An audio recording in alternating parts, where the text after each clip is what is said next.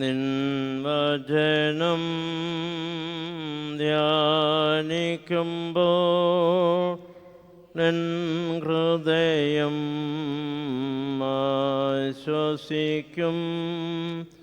കൂരിരുളിൻ താഴ്വരയിൽ ദീപമതായി നിൻ മൊഴികൾ. കൂരിരുളിൻ താഴ്വരയിൽ ദീപമതായി നിൻ തിരുകരത്താൽ വഹിച്ചു എന്നെ തിരുഹിതം പോൽ നടത്തണമേ. കുശവൻ കയ്യിൽ കളിമണ്ണു ഞാൻ, അനുദിനം നീ പണിയണമേ. കുശവൻ കയ്യിൽ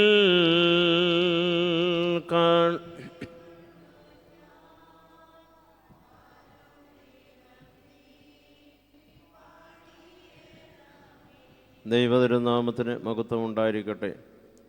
വന്നിരായിരിക്കുന്ന വൈദിക ശ്രേഷ്ഠരെ, കർത്താവിനാൽ അനുഗ്രഹിക്കപ്പെട്ട വിശ്വാസികളുടെ സമൂഹമേ, കർത്താവിൻ്റെ രക്ഷാകരമായിരിക്കുന്ന കുരിശിലെ യാത്രയും ഉയർപ്പിനെയും ഓർത്ത് അനുസ്മരിക്കുവാനായിട്ടും അനുഗ്രഹിക്കപ്പെട്ട ഉയർപ്പിൻ്റെ അനുഭവത്തിലേക്ക് മാറ്റപ്പെടുവാനും തക്കവണ്ണം പരിശുദ്ധ സഭ നോക്കിപ്പാർത്തിരിക്കുന്ന ദിവസങ്ങളാണല്ലോ. ഹാസായുടെ ഏറ്റവും പ്രധാനപ്പെട്ട സംഭവങ്ങളിലേക്കാണ് നമ്മൾ പ്രവേശിക്കുന്നത്. കർത്താവിൻ്റെ ഉയർപ്പ് പെരുന്നാളിന് മുമ്പേ കർത്താവ് ആലോചിച്ച് ഉറപ്പിച്ച് വളരെ മനോഹരമായിട്ട് വിഭാവനം ചെയ്ത രണ്ട് അനുഭവങ്ങളായിരുന്നു യെരുശലേമിലേക്കുള്ള മഹത്വത്തിൻ്റെ എഴുന്നള്ളപ്പ്, ഊശാന പെരുന്നാൾ എന്ന് പറയുന്നത്. ഊശാനയുടെ അനുഭവത്തിൽ കൂടെ കടന്നുപോയ സഭ നാളെ കർത്താവിൻ്റെ രക്ഷാകരമായിരിക്കുന്ന പെസഹായുടെ വിശുദ്ധ കുർബാനയുടെ സ്ഥാപനത്തിൻ്റെ അനുഭവത്തിലേക്ക് കടന്നു വരുവാനായിട്ടും പെസഹായുടെ ഓർമ്മയിൽ വിശുദ്ധ കുർബാന അനുഭവിച്ച് ദൈവരാജ്യ മഹത്വത്തിലെ യാത്രയിലേക്ക് ആത്മീക ജീവിതത്തിൻ്റെ പുതുക്കത്തിൽ ഒരുങ്ങുന്ന ദിവസത്തിൻ്റെ സ്മരണയുടെ സന്ധ്യയിലേക്കാണ് ഇന്ന് സന്ധ്യയിൽ നമ്മൾ കടന്നു വരുന്നത്. വളരെ ഭംഗിയായിട്ട് രക്ഷാകരമായിരിക്കുന്ന പ്രവർത്തനത്തെ ആസൂത്രണം ചെയ്ത രണ്ട് ജീവനുള്ള അനുഭവങ്ങളെയാണ് ഊശാനയുടെ പെരുന്നാളും പെസഹായുടെ പെരുന്നാളും നമ്മളെ മനസ്സിലാക്കുന്നത്. അതിനുശേഷം ലോകത്തിൻ്റെ പാപത്തെ വഹിക്കുന്ന കുഞ്ഞാടാകുന്ന ദൈവം തമ്പുരാൻ ലോകത്തിൻ്റെ രക്ഷയ്ക്ക് വേണ്ടി ഏദനിൽ നഷ്ടപ്പെട്ട ആദമിനെ നഷ്ടപ്പെട്ട സ്വർഗീയ അനുഭവം, പർദീസായുടെ അനുഭവം വീണ്ടെടുത്ത് നൽകുവാൻ തക്കവണ്ണം തൻ്റെ ക്രൂശിലെ യാഗത്തിനായിട്ട് സ്വയം ഏൽപ്പിക്കുന്നു. ആ ക്രൂശിലെ യാഗത്തിനായിട്ട് തന്നെ ഏൽപ്പിക്കുന്നതിന് മുമ്പേ യേശു തമ്പുരാൻ വളരെ മനോഹരമായിരിക്കുന്ന ഒരു പ്രാർത്ഥന നിറവേറ്റുന്നുണ്ട്. ആ ക്രൂശിലെ യാഗത്തിൻ്റെ വഴിയാണ് ഇന്ന് ഈ പെസഹ ബുധനാഴ്ചയുടെ മധ്യാഹ്ന നമസ്കാരത്തിന് മുമ്പുള്ള ധ്യാന ചിന്തയിൽ ഞാൻ നിങ്ങളുമായിട്ട് പങ്കുവെക്കുവാനായിട്ട് ആഗ്രഹിക്കുന്നത്. പരിശുദ്ധനായിരിക്കുന്ന യോഹന്നാൻ ശ്ലീഹായുടെ സുവിശേഷം 19-ാം അധ്യായം 17-ാം വാക്യം, ക്രൂശിൻ്റെ വഴി. അവർ യേശുവിനെ കയ്യേറ്റം ചെയ്തു. അവൻ തന്നെത്താൻ ക്രൂശ് ചുമന്നുകൊണ്ട് എബ്രായ ഭാഷയിൽ ഗോകുൽദ എന്നു പേരുള്ള തലയോടിടം എന്ന സ്ഥലത്തേക്ക് പോയി. ഒന്നുകൂടെ വായിക്കാം. പരിശുദ്ധനായ യോഹന്നാൻ്റെ സുവിശേഷം 19-ാം അധ്യായം 17-ാം വാക്യം, അവർ യേശുവിനെ കയ്യേറ്റം ചെയ്തു. അവൻ തന്നെത്താൻ ക്രൂശ് ചുമന്നുകൊണ്ട് എബ്രായ ഭാഷയിൽ ഗോകുൽദ എന്നു പേരുള്ള തലയോടിടം എന്ന സ്ഥലത്തേക്ക് പോയി. ഇന്നത്തെ ഈ ഉച്ചയിലെ ധ്യാനത്തിൻ്റെ ചിന്തയ്ക്കായിട്ട് ഞാൻ എടുക്കുന്ന ചിന്താവിഷയം ഒറ്റവാക്കിൽ ഒന്ന് സാംശീകരിച്ചാൽ ദ വേ ഓഫ് ക്രോസ്, കുരിശിൻ്റെ വഴി. ദൈവം തമ്പുരാനെ പർദീസ നമുക്ക് വീണ്ടെടുത്ത് തരുവാൻ തക്കവണ്ണം സ്വീകരിച്ച മാർഗം കുരിശിൻ്റെ പാതയായിരുന്നു. ആ കുരിശിൻ്റെ പാത ലോകത്തിൻ്റെ രക്ഷയ്ക്കായിട്ട് തന്നെ സ്വയമായിട്ട് ഗോകുൽത്തായിൽ ജീവാർപ്പണം ചെയ്യുവാനുള്ള ഒരുക്കത്തിൻ്റെ അനുഭവമായിരുന്നു. പ്രിയപ്പെട്ടവരെ, ഓരോ നിയോഗങ്ങളും ഓരോ കുരിശിൻ്റെ പാതയാണ്.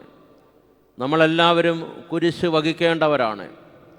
കുരിശ് വഹിക്കുമ്പോൾ ആ കുരിശിൻ്റെ പാതയിൽ കർത്താവ് നമുക്ക് കാണിച്ചു തരുന്ന ചില ചിന്തകളെയാണ് ഈ ദിവസം നിങ്ങളുമായിട്ട് പങ്കിട്ട് ചിന്തിക്കുവാനായിട്ട് ഞാൻ ആഗ്രഹിക്കുന്നത്.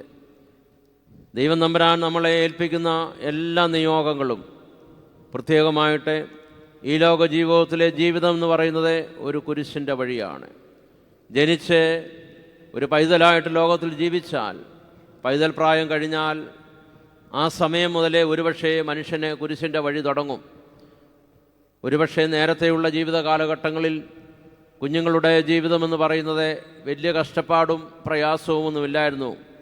ലോകത്തിലെ വളരെ സന്തോഷത്തോടെ കുടുംബമായിട്ട് അപ്പനും അമ്മയുമായിട്ടൊക്കെ ആഹ്ലാദിച്ച് നാട്ടിൻപുറങ്ങളിലൊക്കെ സന്തോഷത്തോടെ ചിരിച്ച് കളിച്ച് നടന്ന് അവരെ ഏൽപ്പിക്കുന്ന ദൗത്യങ്ങളിലേക്ക് പ്രവേശിക്കുവാനുള്ള ഒരു ജീവിത സാഹചര്യം 10, 30, 40 വർഷങ്ങൾക്ക് മുമ്പും ഒരു 10-20 വർഷം മുമ്പ് വരെയൊക്കെ ഉണ്ടായിരുന്നു.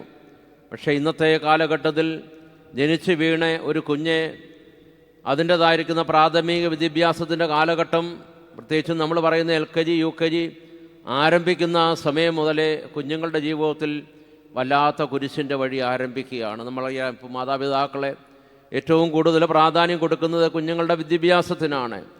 അവിടെ ഇന്നത്തെ വിദ്യാഭ്യാസ രീതികളെ കുഞ്ഞുങ്ങൾക്ക് മാനസിക സംഘർഷം വലുതാക്കി ഉണ്ടാക്കി കൊടുക്കുന്ന ഒരനുഭവമായിട്ട്, അതുകൊണ്ട് കൊച്ചുങ്ങളുടെ ഒരുപക്ഷെ പണ്ടത്തെ കാലത്തെ പഠനകാലത്ത് അത്രയും മാനസിക സംഘർഷങ്ങളെ അനുഭവിക്കാത്ത ഒരു തലമുറയായിരുന്നു. അതുമാത്രവുമല്ല, കുഞ്ഞുങ്ങളെ പഠിപ്പിക്കുവാൻ വിടുന്ന മാതാപിതാക്കളും എന്തുമാത്രം മാനസിക സംഘർഷത്തിലാണ്. അത് പ്രത്യേകിച്ചും വിദ്യാഭ്യാസ മേഖലയിൽ പ്രവർത്തിക്കുന്ന ടീച്ചേഴ്സിനും അതുപോലെ തന്നെ അവരെ സഹായിക്കുന്നവർക്കുമൊക്കെ വളരെ വ്യക്തമായിട്ട് മനസ്സിലാക്കാം. അവിടെ മുതൽ നമ്മൾ ആരംഭിക്കുന്ന കുരിശിൻ്റെ വഴി ഒരു ജോലി ലഭിക്കുവാനായിട്ട് നമ്മൾ ഒരുങ്ങുന്ന സമയം മുതൽ അടുത്ത കുരിശിൻ്റെ വഴി ആരംഭിക്കും. പണ്ടത്തെ കാലഘട്ടങ്ങളിലെ ജോബ് സ്ട്രെസ് എന്ന് പറയുന്നത് വളരെ ലഘുവായിരുന്നു. ഇപ്പോൾ സാമ്പത്തികമായിട്ട് ഇഷ്ടം പോലെ കാശുകൾ ലഭിക്കുന്ന ജോലികളെ വിവിധ മേഖലകളിൽ, പ്രത്യേകിച്ചും IT ഫീൽഡിലൊക്കെ നമുക്ക് ലഭിക്കുന്നുണ്ട്. പക്ഷേ ആ നിയോഗങ്ങളും ഇന്ന് വല്ലാത്ത കുരിശിൻ്റെ വഴികളായിട്ട് മാറി ജീവിതത്തിൽ നിരാശയുടെ അനുഭവങ്ങളിലേക്ക് കടന്നു പോകുന്ന പലരെയും നമുക്ക് കാണുവാനായിട്ടും കേൾക്കുവാനായിട്ടും സാധിക്കും. അവിടെ ജോലി ലഭിക്കുവാനായിട്ടുള്ള ബുദ്ധിമുട്ടുകൾ ഉള്ളതുകൊണ്ട് ഇന്നത്തെ നമ്മുടെ കേരളത്തിലെ തലമുറ നമ്മുടെ ഈ കേരളം എന്ന് പറയുന്ന മനോഹരമായിരിക്കുന്ന ദൈവത്തിൻ്റെ നാട് വിട്ട് മറ്റ് സ്ഥലങ്ങളിലേക്ക് മൈഗ്രേറ്റ് ചെയ്യുന്ന ഒരു കാലഘട്ടത്തിൻ്റെ തീവ്രതയിലാണ് നമ്മൾ ജീവിക്കുന്നത്.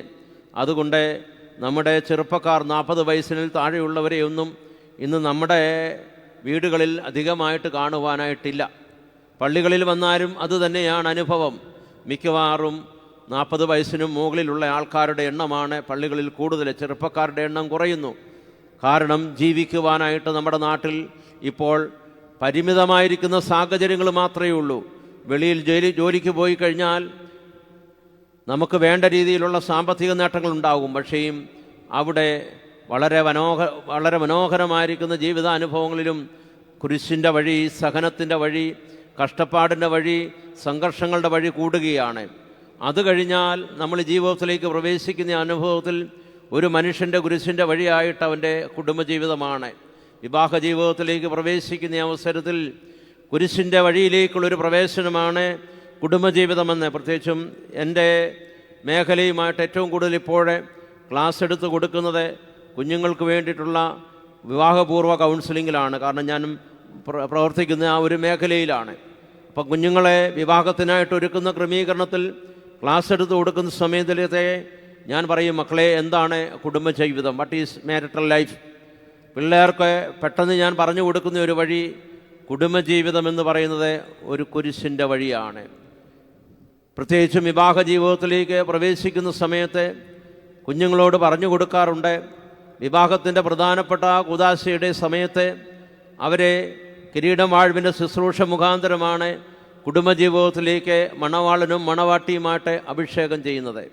ആ സമയത്ത് കുഞ്ഞുങ്ങളോട് പറയും, അവിടെ കർത്താവിൻ്റെ കിരീടം, പ്രത്യേകിച്ചും ആദിമ കാലഘട്ടങ്ങളിൽ വിവാഹ കൂദാശയിലെ കിരീടം തന്നെയാണ് കുഞ്ഞുങ്ങളെ വാഴ്ത്തി അണിയിച്ചിരുന്നത്. മണവാളനെ മണവാട്ടിയും ഒരു കുരിശുണ്ടായിരുന്നു അറ്റത്ത്. ഇപ്പോഴേ കുരിശല്ല, നേരെ മറിച്ച് കിരീടമല്ല, നേരെ മറിച്ച് വിവാഹത്തിന് സ്വർണ്ണ ചെയിനുകൾ, മാലകളാണ്. പക്ഷേ അതിൻ്റെ അടിയിൽ ഒരു കുരിശുണ്ട്. കുരിശുമാലയാണ് നമ്മൾ വാഴ്ത്തി അണിയിക്കുന്നത്. അപ്പം കുഞ്ഞുങ്ങളോട് പറയും, മക്കളെ, പ്രത്യേകിച്ചും മണവാളിനോടാണെങ്കിൽ പറയും, മണവാട്ടിയോട് പറയും, ഈ മണവാളിനാകുന്ന കുരിശിനെ ഇന്ന് വാഴ്ത്തി നിൻ്റെ തോളയിലേക്ക് വെക്കുകയാണ്. എവിടെന്തിനാ? പള്ളിയിൽ മുതൽ പള്ളിയിൽ വരെ ഈ കുരിശിനെ വഹിച്ച് യാത്ര ചെയ്യുവാനായിട്ടാണ്. അതുപോലെ തന്നെ മണവാട്ടിയോട് പറയും, ഈ മണവാളൻ എന്ന കുരിശിനെ മണവാട്ടിയുടെ തോളിലും, മണവാളൻ എന്നുള്ള കുരിശിനെ മണവാട്ടിയുടെ തോളിലും ദൈവം തമ്പുരാൻ ഏൽപ്പിച്ചു കൊടുക്കുന്ന ഒരു മനോഹരമായിരിക്കുന്ന ഒരു കുരിശിൻ്റെ വഴിയാണ് എന്ന് കുഞ്ഞുങ്ങളോട് പറയാറുണ്ട്. പലപ്പോഴും കുഞ്ഞുങ്ങളൊക്കെ വിവാഹത്തിനായിട്ട് വന്നു നിൽക്കുന്നതായിട്ടുള്ള അവസരത്തിൽ ഇത് കുരിശാണെങ്കിലും സ്വീകരിക്കുന്ന സമയത്ത് അവരെ സംബന്ധിച്ച് ഏറ്റവും അനുഗ്രഹിക്കപ്പെട്ട കുരിശായിട്ടാണ് കിട്ടിയിരിക്കുന്ന മണവാളനെയും ഏറ്റവും നല്ല വിലയുള്ള പൊന്നിൻ്റെ കുരിശാണ്. വിവാഹത്തിൻ്റെ സമയത്ത് മണവാളിനെക്കുറിച്ചും മണവാട്ടിയെക്കുറിച്ചും പരസ്പരം ചിന്തിക്കുന്നത്. അവിടെയും ഞാൻ കുഞ്ഞുങ്ങളോട് പറയുന്നൊരു കാര്യമുണ്ട്, മക്കളെ, വിവാഹത്തിൻ്റെ സമയം ഇത് നല്ല കുരിശാണ്. പക്ഷേ യാത്ര തുടങ്ങി ഒരു 6 മാസം കഴിയുന്ന സമയത്ത് ഈ വിവാഹത്തിൽ ലഭിച്ചിരിക്കുന്ന കുരിശ് പലപ്പോഴും അത്ര നല്ല കുരിശുകളായിട്ട് നമുക്ക് തോന്നാറില്ല. ഇവിടെ എന്നെ കേൾക്കാൻ ഇവിടെ ഇരിക്കുന്നവരും അതുപോലെ തന്നെ ദൂരദേശങ്ങളിലിരുന്ന് ഈ വചനം ശ്രവിക്കുന്നവരും വിവാഹ ജീവിതത്തിൽ കൂടെ കടന്നു പോകുന്നവരാണെങ്കിൽ അവരെല്ലാവരും ഒരു നിമിഷം ചിന്തിക്കും, വിവാഹ ജീവിതത്തിലേക്ക് പ്രവേശിക്കുന്ന സമയത്ത് നമ്മുടെ മനസ്സിലെ ചിന്ത ദൈവമേൽപ്പിക്കുന്ന ഏറ്റവും മനോഹരമായിരിക്കുന്ന ശ്രേഷ്ഠമായ അനുഗ്രഹകരമായിരിക്കുന്ന ഒരു കുരിശാണെന്ന് ചിന്തിച്ചു കഴിഞ്ഞാൽ കുറേ നാളുകളെ കഴിയുമ്പോൾ ചിലരെങ്കിലും പരസ്പരം ചോദിക്കും, ദൈവമേ, എന്തിനാണോ ഈ കുരിശിനെ എൻ്റെ തലയിൽ വെച്ചത് എന്ന് ചിന്തിക്കുന്ന അനേകർ ജീവിക്കുന്ന ഒരു കാലഘട്ടത്തിലാണ്. അപ്പം ഞാൻ പറയും, മക്കളെ, കുടുംബജീവിതം it is a way of cross, കുരിശിൻ്റെ വഴിയാണ്. ജീവിതത്തിലെ ഓരോ നിയോഗങ്ങളും കുരിശിൻ്റെ വഴികളാണ്. നമ്മളെ ഏൽപ്പിക്കുന്നതായിട്ടുള്ള ഏത് ജോലിയാണെങ്കിലും, അത് പൗരോഹിത്യ ശുശ്രൂഷയാണെങ്കിലും മേൽപ്പെട്ട സ്ഥാന ശുശ്രൂഷയാണെങ്കിലും അല്ലെങ്കിൽ ലോകത്തിൽ ഏൽപ്പിക്കുന്ന ഒരു കുടുംബജീവിതത്തിലെ പിതാവ് എന്നുള്ള നിലയും ഭാര്യ എന്നുള്ള നിലയിലും അല്ലെങ്കിൽ ഒരു സ്കൂളിലെ അധ്യാപകനോ അധ്യാപികയോ എന്നുള്ള നിലയിലും ദൈവമേൽപ്പിക്കുന്ന ഏതൊരു ജോലിയും ഏതൊരു ദൈവനിയോഗവും ഒരു കുരിശിൻ്റെ വഴിയാണ്. കുരിശിൻ്റെ വഴി ഏറ്റെടുക്കുന്നവരെ എന്ത് ചെയ്യണം? കുരിശിൻ്റെ വഴിയിൽ കൂടെ യാത്ര ചെയ്യുന്നവൻ ചെയ്യേണ്ട വളരെ മനോഹരമായിരിക്കുന്ന 3-4 കാര്യങ്ങളെ കർത്താവ് കുരിശിൻ്റെ വഴിയിൽ നമുക്ക് കാണിച്ചു തരുന്നുണ്ട്. കുരിശിൻ്റെ വഴി ഏറ്റെടുക്കുന്നതിന് മുമ്പേ കർത്താവ് നമ്മളെയൊക്കെ കാണിച്ചെന്ന് വളരെ മനോഹരമായിരിക്കുന്ന ഒരു അനുഭവം ലൂക്കോസിൻ്റെ സുവിശേഷം 22-ാം അധ്യായം 39-ാം വാക്യത്തിൽ മുതൽ നമുക്ക് കാണുവാനായിട്ട് സാധിക്കും. കുരിശിൻ്റെ വഴി കർത്താവ് സ്വീകരിക്കുന്നതിന് മുമ്പേ ലൂക്കോസിൻ്റെ സുവിശേഷം 22-ാം അധ്യായം 39-ാം വാക്യം മുതൽ കർത്താവ് കുരിശിൻ്റെ വഴിക്ക് വേണ്ടി ഒരുങ്ങിയത് എപ്രകാരമാണെന്നാണ്. പിന്നെ അവൻ പതിവ് പോലെ ഒലിവുമലയിലേക്ക് പുറപ്പെട്ടു പോയി, ശിഷ്യന്മാരും അവനെ അനുഗമിച്ചു. ആ സ്ഥലത്ത് എത്തിയപ്പോൾ അവൻ അവരോട്, നിങ്ങൾ പരീക്ഷയിൽ അകപ്പെടാതിരിക്കുവാൻ പ്രാർത്ഥിക്കുവേൻ എന്ന് പറഞ്ഞു. മനസ്സിൻ്റെ ഉള്ളിൽ ഈ വാക്യമൊന്ന് കുറിച്ച് വെക്കണം. അവൻ അവരോട് പരീക്ഷയിൽ അകപ്പെടാതിരിക്കുവാൻ പ്രാർത്ഥിക്കുവേൻ എന്ന് പറഞ്ഞു. താൻ അവരെ വിട്ട് ഒരു കല്ലേറ് ദൂരത്തോളം മാറിപ്പോയി മുട്ടുകുത്തി, പിതാവേ, നിനക്ക് മനസ്സുണ്ടെങ്കിൽ ഈ പാനപാത്രം എന്നിൽ നിന്ന് നീക്കണമേ, എങ്കിലും എൻ്റെ ഇഷ്ടമല്ല നിൻ്റെ ഇഷ്ടം തന്നെ ആകട്ടെ എന്ന് പറഞ്ഞു പ്രാർത്ഥിച്ചു. അവനെ ശക്തിപ്പെടുത്തുവാൻ സ്വർഗത്തിൽ നിന്നും ഒരു ദൂതൻ അവന് പ്രത്യക്ഷനായി. പ്രിയപ്പെട്ടവരെ, കുരിശ് വഹിക്കുന്നതിന് മുമ്പേ, കുരിശേറ്റെടുക്കുന്നതിന് മുമ്പായിട്ട് കർത്താവ് എന്താണ് ചെയ്തത്?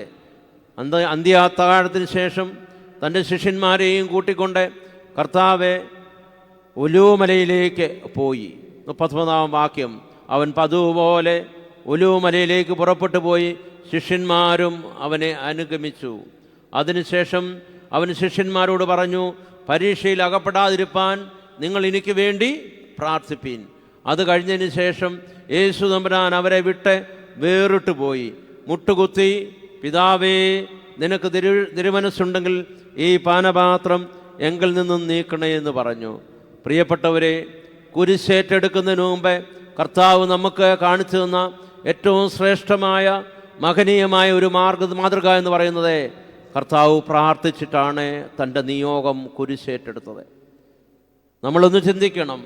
ഇന്നത്തെ കാലഘട്ടത്തിൻ്റെ ഏറ്റവും വലിയൊരു പ്രത്യേകത എന്ന് പറയുന്നത്, നിയോഗങ്ങളെ പ്രാർത്ഥനാപൂർവം സ്വീകരിക്കുന്ന എത്ര മനുഷ്യരെ ഉണ്ട് എന്നുള്ളത് നമ്മളൊന്ന് ചിന്തിക്കണം.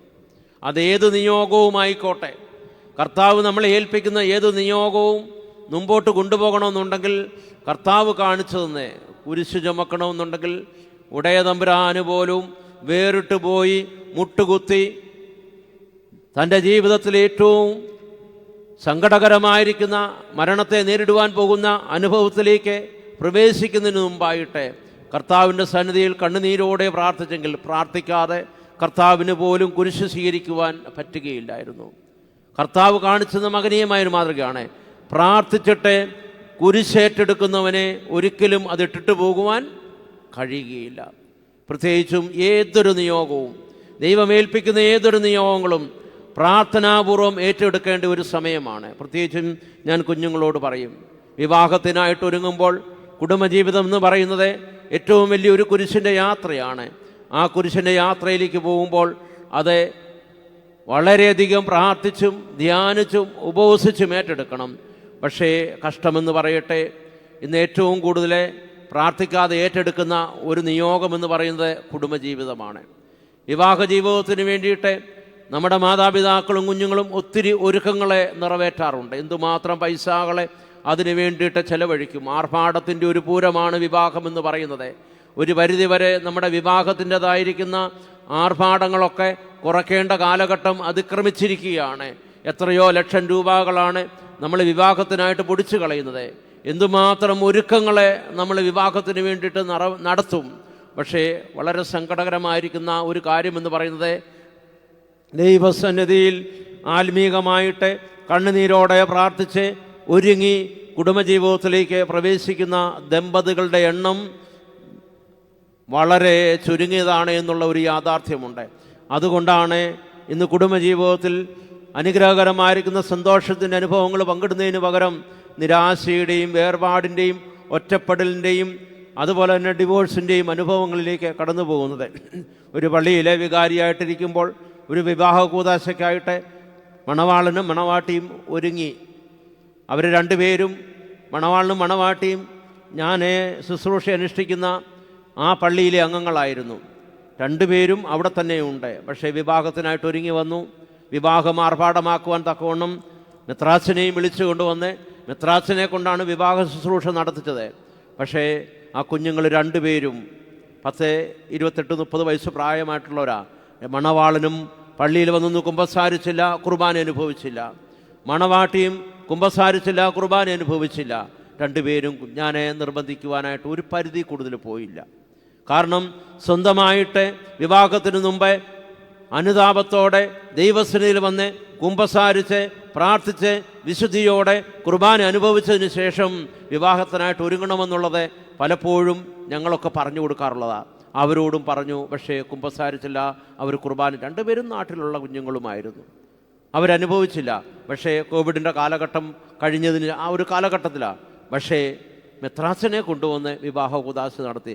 കുമ്പസാരിച്ച് വിശുദ്ധ കുർബാന അനുഭവിച്ച് പ്രാർത്ഥിച്ച് ഒരുങ്ങാതെ ഈ ക്രൂശിൻ്റെ വഴി, ഈ ദൈവനിയോഗം മെത്രാച്ചനെ കൊണ്ടുവന്ന് വിവാഹ കൂദാശ നടത്തി ഏറ്റെടുത്താൽ അതുകൊണ്ട് പൂർണ്ണമാകുമോ?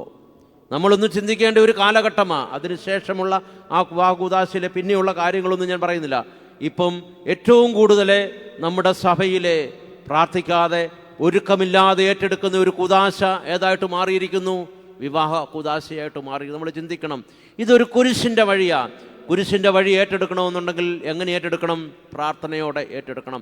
പ്രാർത്ഥിക്കാതെ നമുക്കൊരു നിയോഗങ്ങളും, ഇന്നത്തെ ജീവിതത്തിലെ ഏറ്റവും വലിയൊരു കുറവെന്ന് പറയുന്നത്, അത് ഞങ്ങൾ തന്നെ ഒരാത്മവിമർശനത്തോടെ പറഞ്ഞാലും, പൂർണ്ണതയിൽ പ്രാർത്ഥനയുടെ പരിമല തിരുമേനിയുടെ ഖബറിൻ്റെ സാന്നിധ്യത്തിൽ നിന്നുകൊണ്ടാണ് ഞാൻ പറയുന്നതും നിങ്ങൾ കേൾക്കുന്നതും. പ്രിയപ്പെട്ടവരെ, എത്രയോ യാമങ്ങളിൽ പ്രാർത്ഥനകൾക്ക് തൻ്റെ ജീവിതത്തെ പൂർണ്ണമായിട്ടും സമർപ്പിച്ച് നിരന്തരമായിട്ടുള്ള ഉപവാസത്തിൻ്റെയും പ്രാർത്ഥനയുടെയും അനുഭവത്തിൽ കൂടെ തൻ്റെ ആത്മാവിനെ പ്രശോഭിപ്പിച്ച് ശരീരത്തെ ശുദ്ധീകരിച്ച് സ്വർഗത്തിലേക്ക് ദൈവീകമായിട്ടുള്ള അനുഭവത്തോടെ കടന്നുപോയ ഒരു പിതാവിൻ്റെ മാതൃകയായിരുന്നു അത് പുരോഹിതന്മാർക്ക് പരിമല തിരുമേനിയും മറ്റ് പിതാക്കന്മാരും കാണിച്ചു കൊടുത്തത്. പണ്ടത്തെ പിതാക്കന്മാരൊക്കെ പ്രാർത്ഥനയുടെ നിയോഗം ജീവിതത്തിൽ ഒരു ജീവിതാനുഭവം മൃതമായിട്ട് അനുഷ്ഠിച്ചിട്ടാണ് ഈ സഭയെ ഈ നാളുകൾ വരെ മുമ്പോട്ട് നടത്തിക്കൊണ്ടുപോയത്. പക്ഷേ ഒരാത്മവിമർശനം നടത്തിക്കഴിഞ്ഞാൽ നിരന്തരമായിട്ടുള്ള പ്രാർത്ഥനയുടെ ആഴത്തിൽ ദൈവസന്നിധിയിൽ ഉറ്റിരുന്ന്, പ്രത്യേകിച്ചും ഈ ഒരാഴ്ച പൂർണ്ണമായിട്ടും നമ്മെ തന്നെ പ്രാർത്ഥനയ്ക്കായിട്ട് വേർതിരിച്ച് ദൈവത്തിൽ നിന്നും ശക്തി പ്രാപിച്ച് രൂപാന്തരത്തിൻ്റെ ഏറ്റവും പൂർണ്ണതയാകുന്ന ഉയർപ്പിൻ്റെ അനുഭവത്തിലേക്ക്, അതാണ് ഏറ്റവും വലിയ രൂപാന്തരം എന്ന് പറയുന്നത്. കർത്താവ് സത്യമായിട്ടും ഉയർത്തെഴുന്നിട്ടു അതിലേക്ക് വരുവാനായിട്ടുള്ള ഒരു നിയോഗമാണ്. അതുകൊണ്ട് പ്രിയപ്പെട്ടവരെ, ഇന്ന് അത് പുരോഹിതന്മാർക്ക് പോലും പൂർണ്ണ അളവിൽ ഇല്ല എന്നുള്ളത് ഒരു ആത്മവിമർശനത്തോടെ പറയേണ്ട ഒരു കാലഘട്ടത്തിലാണ് നമ്മൾ ജീവിക്കുന്നത്. കർത്താവ് പറയുന്നു, നിൻ്റെ നിയോഗങ്ങളെ നിനക്ക് പൂർണ്ണമാക്കണമെന്നുണ്ടെങ്കിൽ ദൈവസന്നിധിയിൽ വേറിട്ട് പോയി മുട്ടുകുത്തി പ്രാർത്ഥിക്കണം. മുട്ടുകുത്തി പ്രാർത്ഥിക്കുവാനായിട്ടുള്ള കുടുംബാംഗങ്ങളെ ഇന്നില്ല എന്നുള്ളതാണ് ഇന്ന് കുടുംബജീവിതത്തിൻ്റെ ഏറ്റവും വലിയൊരു നിയോഗം എന്ന് പറയുന്നത്. രണ്ടാമത് ഇതിനോട് ചേർന്ന് പറയുന്നു, കർത്താവ് മാത്രമല്ല, കർത്താവ് തൻ്റെ ശിഷ്യന്മാരോട് പറഞ്ഞു, നിങ്ങൾ പോയി എനിക്ക് വേണ്ടിയിട്ട് പ്രാർത്ഥിക്കുവിൻ. പ്രിയപ്പെട്ടവരെ, ഓരോ നിയോഗങ്ങളും ദൈവസന്നിധിയിൽ അനുഗ്രഹകരമായി പൂർത്തീകരിക്കണമെന്നുണ്ടെങ്കിൽ മറ്റുള്ളവർ നമുക്ക് വേണ്ടിയിട്ട് പ്രാർത്ഥിക്കണം. പക്ഷേ നമുക്കറിയാം, ഇന്ന് മറ്റുള്ളവരെ ആത്മാർത്ഥതയോടെ മറ്റുള്ളവർക്ക് വേണ്ടി പ്രാർത്ഥിക്കുന്നവരുടെ എണ്ണം കുറവാണ്. പ്രത്യേകിച്ചും കുടുംബജീവിതത്തിലേക്ക് നമ്മൾ വിവാഹ കുദാശയിലെ, അത് പള്ളിയിൽ വെച്ച് നടക്കുന്ന അനുഗ്രഹിക്കപ്പെട്ട ഒരു കുദാശയാണ്. അവിടേക്ക് നമ്മളെല്ലാവരെയും വിളിച്ചു കൊണ്ടുവരും. എന്തിനാണ് നമ്മുടെ ബന്ധുമിത്രാദികളെയും മറ്റുള്ളവരെയും വിളിച്ചു കൊണ്ടുവരുന്നത്? അവരോട് നിശബ്ദമായിട്ട് ഈ മണവാളിനും മണവാട്ടിയും അവരോട് ആവശ്യപ്പെടുന്നത്, നിങ്ങൾ ഞങ്ങൾക്ക് വേണ്ടി പ്രാർത്ഥിക്കണം. അതുപോലെ തന്നെ അച്ഛന്മാരെയൊക്കെ വിളിച്ചു കൊണ്ടുവരും. അച്ഛന്മാരോട് പറയുന്നത്, അച്ഛാ, ഈ കുദാശ കഴിഞ്ഞാലും അച്ഛൻ്റെ എല്ലാ കുദാശയിലും ഞങ്ങളെ പേരോർത്ത് വിശുദ്ധ കുർബാനയിൽ പ്രാർത്ഥിക്കുവാൻ തക്കവണ്ണമാണ് ഓരോ അച്ഛനെയും അവിടെ ക്ഷണിക്കുന്നത്. പക്ഷേ ഏറ്റവും നമുക്ക് നിരാശാജനകമായിട്ട് കാണുന്ന ഒരു അനുഭവം, പള്ളിയിൽ വന്നു കഴിഞ്ഞാൽ കണ്ണുനീരോടെ ഈ ദമ്പതികൾക്ക് വേണ്ടി അകത്ത് കയറി നിശബ്ദമായിട്ടോ ആ പ്രാർത്ഥനയിൽ പങ്കുകൊള്ളുന്ന, അനുഗ്രഹകരമായിട്ട് പങ്കുകൊള്ളുന്ന ആൾക്കാരുടെ എണ്ണം വളരെ ചുരുക്കമാണ്.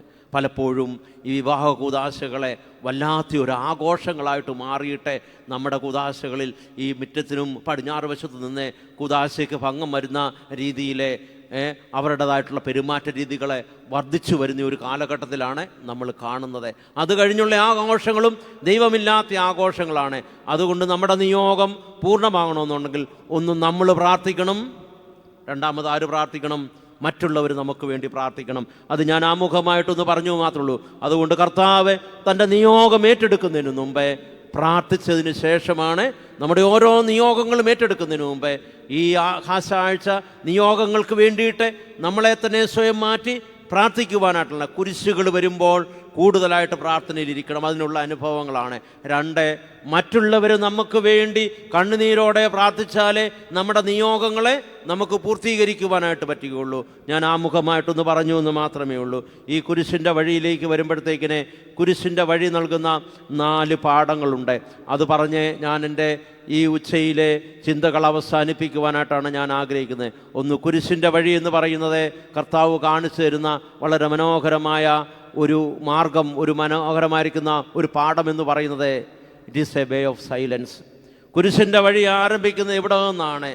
ഇവിടെ നമ്മൾ പറയുന്നുണ്ട്, നമ്മൾ ആദ്യമേ വായിച്ചു, കർത്താവ് കുരിശിൻ്റെ വഴി ചുമക്കുമ്പോഴത്തേന് അവൻ ഗോകുൽദ എന്ന മലയിലേക്കാണ് കുരിശിൻ്റെ വഴിയിലേക്ക് പോയത്. എവിടെ വന്നാൽ പീലാത്തോസിൻ്റെ അരമന മുതൽ ഗോകുൽദ വരെയുള്ള സ്ഥലമാണ് കുരിശിൻ്റെ വഴി എന്ന് പറയുന്നത്. കുരിശ് അവൻ്റെ ഇവിടെ പറയുന്നുണ്ട്, അവനെ കൊണ്ടുപോകുന്ന സമയത്ത് അവൻ്റെ തോളയിൽ ഒരു കുരിശ് ദൈവം തമ്പുരാൻ വെച്ചു കൊടുത്തു. അതിനുശേഷം അവൻ്റെ ഇടത്തും വലത്തുമായിട്ട് രണ്ടുപേരെയും കൂടെ കുരിശ് ചുമക്കുവാനായിട്ട് അവരെ നിർബന്ധിച്ചു.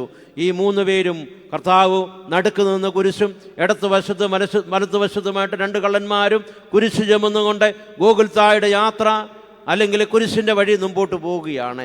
ഈ കുരിശിൻ്റെ വഴിയാണ് നമ്മൾ ദുഃഖവെള്ളിയാഴ്ച നമ്മുടെ ധ്യാനത്തിൻ്റെ ചിന്തയായിട്ട് നമ്മൾ നിറവേറ്റുന്നതായിട്ടുള്ള കാര്യം. കുരിശിൻ്റെ വഴിയിലെ ഏറ്റവും ഒന്നാമത് നമ്മൾ പാലിക്കേണ്ട പാഠമെന്ന് പറയുന്നത് it is a way of silence. കുരിശിൻ്റെ വഴി നിശബ്ദതയുടെ വഴിയാണ്. കർത്താവ് കുരിശെ തോളയിൽ വെച്ചതിന് ശേഷം ഒന്നും സംസാരിക്കുവാനായിട്ട് വായെ തുറന്നായിരുന്നോ? തുറന്നില്ല. അവനെ ആക്ഷേപിച്ചു, അവനെ നിന്ദിച്ചു, അവനെ അടിച്ചു, അവനെ ഉപദ്രവിച്ചു.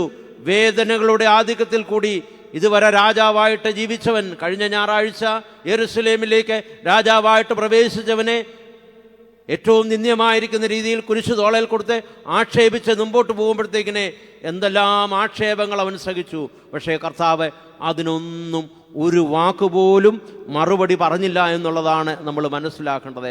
പ്രിയപ്പെട്ടവരെ, ഇത് ഞാൻ ഒന്നാമത്തെ കുരിശിൻ്റെ വഴിയിലെ ഏറ്റവും അനുഗ്രഹിക്കപ്പെട്ട ഒരു പാഠമായിട്ട് നൽകുന്നത്, കുരിശെ വഹിക്കണമെന്നുണ്ടെങ്കിൽ, നിയോഗങ്ങളെ പൂർത്തീകരിക്കണമെന്നുണ്ടെങ്കിൽ നിശബ്ദതയോടെ പ്രയാസങ്ങളെ നേരിടുവാനായിട്ടുള്ള ഒരു മനസ്സ് ഉണ്ടാകണം.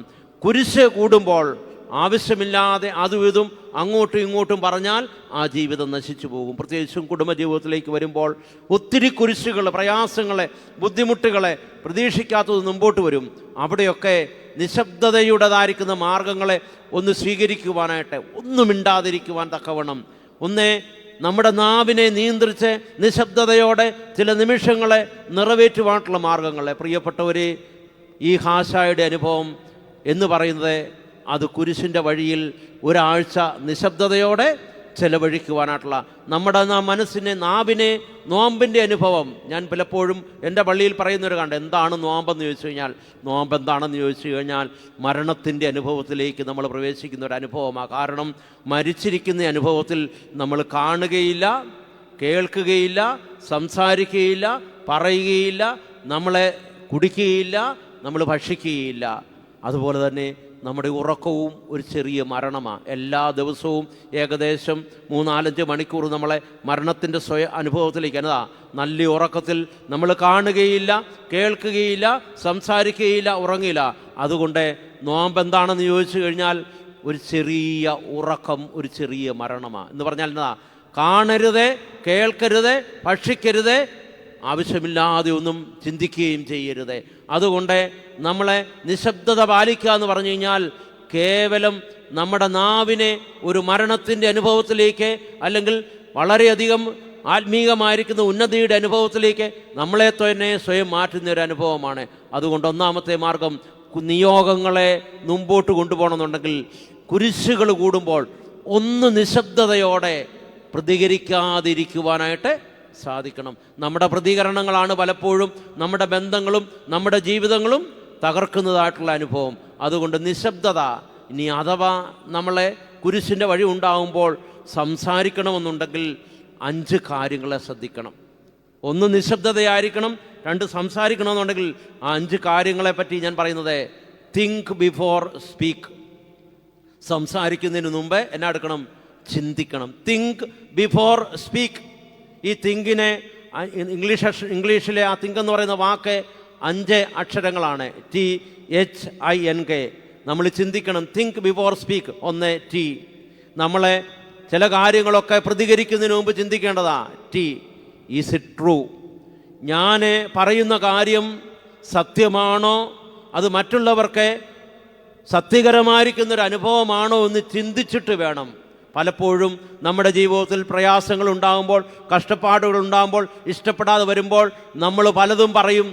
അത് സത്യമായ കാര്യങ്ങളൊന്നുമല്ലായിരിക്കും. അത് മറ്റുള്ളവർക്ക് വളരെ ഭയാനകമായിരിക്കുന്ന മാനസിക സംഘർഷങ്ങൾ ഉണ്ടാക്കിയെടുക്കുവാനും പലപ്പോഴും ചിലരുടെ ജീവൻ പോലും അപകടത്തിലാക്കുവാനായിട്ടുള്ള കള്ളങ്ങളെ പ്രചരിപ്പിക്കുന്ന സാഹചര്യങ്ങൾ നമ്മുടെ ജീവിതത്തിലുണ്ട്. ഞാൻ ആനുകാലികമായ രാഷ്ട്രീയ സംഭവങ്ങളൊന്നും എടുത്തു പറയുന്നില്ല. പറഞ്ഞാൽ ഒരുപക്ഷെ അത് തെറ്റായിരിക്കുന്ന രീതിയിൽ കേൾക്കുന്ന ഓൺലൈനിലുള്ളവരുടെ വ്യാഖ്യാനിക്കും. നമുക്കറിയാം, ഈ അടുത്ത സമയത്തെ ആനുകാലികമായിട്ട് നമ്മുടെ ഈ രാഷ്ട്രീയ മണ്ഡലത്തിലുണ്ടായ ചിലരുടെയൊക്കെ പ്രവർത്തനങ്ങളും വാക്കുകളും കേവലം സത്യത്തോടെ യാതൊരു വിധമായിരിക്കുന്ന അതിനോട് കണികയില്ലെങ്കിലും അത് പറഞ്ഞത് മുഖാന്തരം ആർക്കൊക്കെ എന്തെല്ലാം ചിലർ ആത്മഹത്യ ചെയ്യേണ്ട അനുഭവങ്ങൾ വരെ വന്നു പോയിരിക്കുന്ന അവസ്ഥകളുണ്ട്. അതുകൊണ്ട് തിങ്ക് ബിഫോർ. ഒന്നാമത്തെ തിങ്ക്, ഈസ് ഇറ്റ് ട്രൂ? ഞാൻ മറ്റുള്ളവരോട് പറയുന്നത് എന്തെങ്കിലും സത്യമാണെങ്കിൽ മാത്രമേ ഞാൻ മറ്റുള്ളവരോട് പറയാൻ പോകാവുള്ളൂ. രണ്ടാമത്തേത്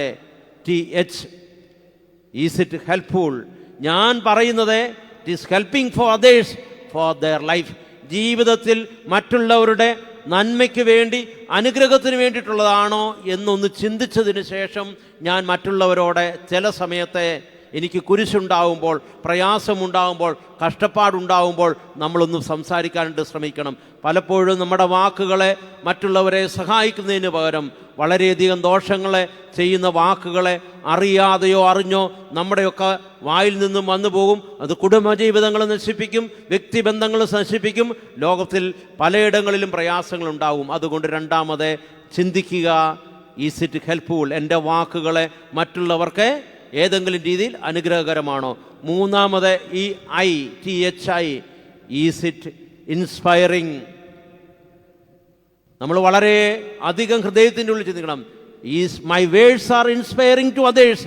എൻ്റെ വാക്കുകൾ, എൻ്റെ പെരുമാറ്റങ്ങൾ, എൻ്റെ ജീവിതങ്ങൾ മറ്റുള്ളവരുടെ ജീവിതത്തെ ഏതെങ്കിലും രീതിയിൽ വളർത്തുവാൻ, ഇൻസ്പയർ ചെയ്യുവാൻ പറ്റുന്നതാണോ?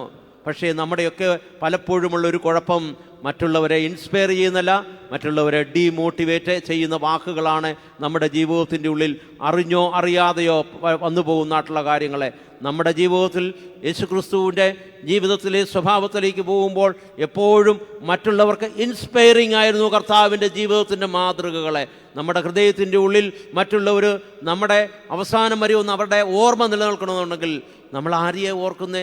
ഏതെങ്കിലും സമയത്ത് നമ്മുടെ മനസ്സിനെ, നമ്മുടെ ജീവിതത്തെ ഒന്ന് ഇൻസ്പയർ ചെയ്ത് മുമ്പോട്ട് നടത്തി വിട്ടിട്ടുള്ളവരാണെങ്കിൽ നമ്മുടെ മനസ്സിൽ നിന്നും അവരൊരിക്കലും മാഞ്ഞു പോകുകയില്ല. അതുകൊണ്ട് നമ്മൾ കുഞ്ഞുങ്ങളോട് സംസാരിക്കുമ്പോഴും ലോകത്തോട് സംസാരിക്കുമ്പോഴും നമ്മൾ ചിന്തിക്കണം, ഈസ് ഇറ്റ് ഇൻസ്പയറിങ്? മറ്റുള്ളവർക്ക് നമ്മൾ മോട്ടിവേഷൻ കൊടുക്കുന്ന രീതിയിലാണോ? നാലാമതായിട്ട് അവിടെ പറയുന്നു THIN, ഈസ് ഇറ്റ് നെസസറി? എൻ്റെ സംസാരം ഏതെങ്കിലും രീതിയിൽ ഇവിടെ അത്യാവശ്യമാണോ അതോ അനാവശ്യമാണോ? പലപ്പോഴും നമ്മുടെ വാക്കുകളെ അനാവശ്യമായിട്ട് പറയാൻ പാടില്ലാത്തത് മറ്റുള്ളവരുടെ മുമ്പിൽ പറഞ്ഞു കഴിയുമ്പോൾ ഇല്ലാത്ത പ്രയാസങ്ങളും ബുദ്ധിമുട്ടുകളും ഒക്കെ ഉണ്ടാക്കിയെടുക്കുവാൻ തക്കവണ്ണം അറിഞ്ഞോ അറിയാതെയോ നമ്മൾ എവിടെയെങ്കിലുമൊക്കെ കരുക്കളായി തീരുന്നുണ്ട്. അത് അനേകരുടെ ഹൃദയത്തെ മുറിവേൽപ്പിക്കുന്നുണ്ട് എന്നുള്ളത് നമ്മൾ ചിന്തിക്കണം. അതുകൊണ്ട് നാലാമത്തെ വാക്ക് ഈസ് ഇറ്റ് നെസസറി? അഞ്ചാമത്തെ വാക്ക് കർത്താവ് ഏറ്റവും കൂടുതൽ നമ്മളെ പഠിപ്പിക്കുന്നത് അവൻ്റെ മനസ്സലിവായിരുന്നു. അതുകൊണ്ട് അഞ്ചാമത്തെ വാക്കൊക്കെ ഈസ് ഇറ്റ് കൈൻഡ്ഫുൾ? നമ്മുടെ വാക്കുകളെ മറ്റുള്ളവരുടെ മനസ്സിൽ ദയ, സ്നേഹം, കരുണ, ആർദ്രത എന്നിവ ഉളവാക്കുന്നതാണോ? കർത്താവിൻ്റെ വാക്കുകളെ മറ്റുള്ളവരുടെ മനസ്സിൽ, ഹൃദയത്തിൽ അനുകമ്പയുണ്ടാക്കുന്നതായിരുന്നു. അതുകൊണ്ട് പ്രിയപ്പെട്ടവരെ, ഒന്നാമത് ഞാൻ പറഞ്ഞു, നമ്മുടെ ജീവിതത്തിലെ കുരിശിൻ്റെ വഴിയിൽ we must keep a silence when we are facing so many sufferings and in our life. നമ്മുടെ ജീവിതത്തിൽ കുരിശിൻ്റെ കഷ്ടപ്പാടുകൾ ഉണ്ടാകുന്ന സമയത്തെ പലപ്പോഴും നിശബ്ദത ഉണ്ടാകണം. ഇനി നിശബ്ദതയല്ല, സംസാരിക്കണമെന്നുണ്ടെങ്കിൽ സംസാരിച്ചു, but think before you speak. 5 കാര്യങ്ങളെ ഒന്ന് ഓർക്കണം. തിങ്ക് എന്നുള്ള വാക്ക് ഞാൻ പറഞ്ഞു. രണ്ടാമതായിട്ട് അതിനോട് ചേർന്ന് വരുന്നതായിട്ടുള്ള കാര്യം, കുരിശിൻ്റെ വഴിയിൽ നമ്മൾ നിശബ്ദതയുണ്ടെങ്കിലും ആ നിശബ്ദത മുമ്പോട്ട് കൊണ്ടുപോകണമെന്നുണ്ടെങ്കിൽ കർത്താവ് പറയുന്നത് പ്രാർത്ഥിക്കണം. കുരിശിൻ്റെ വഴി it is a way of prayer. ഒന്ന് നിശബ്ദതയുടെ മാർഗമാണ്, രണ്ടാമത് പ്രാർത്ഥനയുടെ മാർഗമാണ്. കർത്താവ് കുരിശിൻ്റെ വഴിയിൽ ഏറ്റെടുത്ത് ഏറ്റവും മനോഹരമായിരിക്കുന്നൊരു അനുഭവം, കർത്താവ് കൂടുതലായിട്ടൊന്നും സംസാരിച്ചില്ല. പക്ഷേ കർത്താവ് സംസാരിച്ച സമയത്തെ കർത്താവ് എന്നതായിരുന്നു സംസാരിച്ചത്? കർത്താവ് മറ്റുള്ളവർക്ക് വേണ്ടിയിട്ടാണ്. ക്രൂശിലെ 7 മൊഴികൾ നമ്മൾ കാണുന്നുണ്ട്. മാതാവിനെ നോക്കിക്കൊണ്ട് യോഹന്നാൻ ശ്ലീഹായോട് പറയുന്നതായിട്ടുള്ള മൊഴികളുണ്ട്. ഇതാ നിൻ്റെ മകൻ, ഇതാ നിൻ്റെ അമ്മ എന്ന് പറയുന്നുണ്ട്. അതിനുശേഷം കർത്താവ് പർദീസയിലെ കള്ളനോട് പറയുന്നുണ്ട്, നീ ഇന്ന് എന്നോടുകൂടെ പർദീസയിൽ ഇരിക്കുമെന്ന് പറയുന്നുണ്ട്. അവസാനം പിതാവാം ദൈവത്തോടെ സ്വർഗത്തിലേക്ക് നോക്കി തൻ്റെ ജീവനെ ഫലമേൽപ്പിക്കുന്നതിന് മുമ്പായിട്ട് പറയുന്നുണ്ട്, കർത്താവേ ഇതാ സകലതും നിവർത്തിയായി എന്ന് പറയുന്നുണ്ട്. ക്രൂശിലെ മനോഹരമായിട്ടുള്ള 7 മൊഴികളും 7 പ്രാർത്ഥനകളായിട്ടാണ് പിതാക്കന്മാരെ വേദപുസ്തകത്തിൽ ചിത്രീകരിച്ചിരിക്കുന്നത്. പ്രിയപ്പെട്ടവരെ, നമ്മൾ ക്രൂശിൻ്റെ യാത്രയിൽ കൂടെ കടന്നു പോകുമ്പോൾ, കഷ്ടപ്പാടുണ്ടാവുമ്പോൾ, പ്രയാസങ്ങളുണ്ടാകുമ്പോൾ, വേദനകളുണ്ടാകുമ്പോൾ കുറേ സമയം പ്രാർത്ഥനയ്ക്കായിട്ടൊന്ന് മാറ്റിവെക്കണം. ഒന്ന് നിശബ്ദതയോടെ ഇരിക്കണം. 2, നിശബ്ദമായിട്ട് ദൈവത്തിൻ്റെ സന്നിധിയിൽ പ്രാർത്ഥനയ്ക്കായിട്ട് ഒരുങ്ങി മുമ്പോട്ട് പോകുവാനായിട്ടുള്ള അനുഭവങ്ങളെ നമുക്കുണ്ടാകണം. ഇന്നത്തെ ഏറ്റവും വലിയ ഒരു കുഴപ്പമെന്ന് പറയുന്നത്, നമ്മൾ വേദപുസ്തകം എടുത്തോ പ്രാർത്ഥനാ പുസ്തകം എടുത്തോ നിശബ്ദമായിട്ട് ദൈവത്തിൻ്റെ സന്നിധിയിൽ വേറിട്ട് പോയിരുന്ന് ഒന്ന് പ്രാർത്ഥിച്ച് പ്രയാസങ്ങളെ നേരിടുവാൻ തക്കവണ്ണമുള്ള ഒരാത്മീക പരിശീലനമുള്ള ആൾക്കാരുടെ എണ്ണം കുറവായിരിക്കുന്നു. പണ്ടത്തെ പിതാക്കന്മാരൊക്കെ, പ്രത്യേകിച്ചും ഇവിടെ കബറടങ്ങിയിരിക്കുന്ന ഈ പിതാവും നമുക്ക് കാണിച്ചു തന്ന മാതൃക ഉണ്ടായിരുന്നു. ആ പിതാവെ തൻ്റെ നിയോഗം ഏറ്റെടുക്കുന്നതിന് മുമ്പായിട്ട്, നമുക്കൊക്കെ പരിശുദ്ധനായിരിക്കുന്ന പരിമല തിരുമേനിയുടെ ചരിത്രത്തിലെ നമ്മൾ വായിക്കുന്ന അനുഭവങ്ങളാണ്.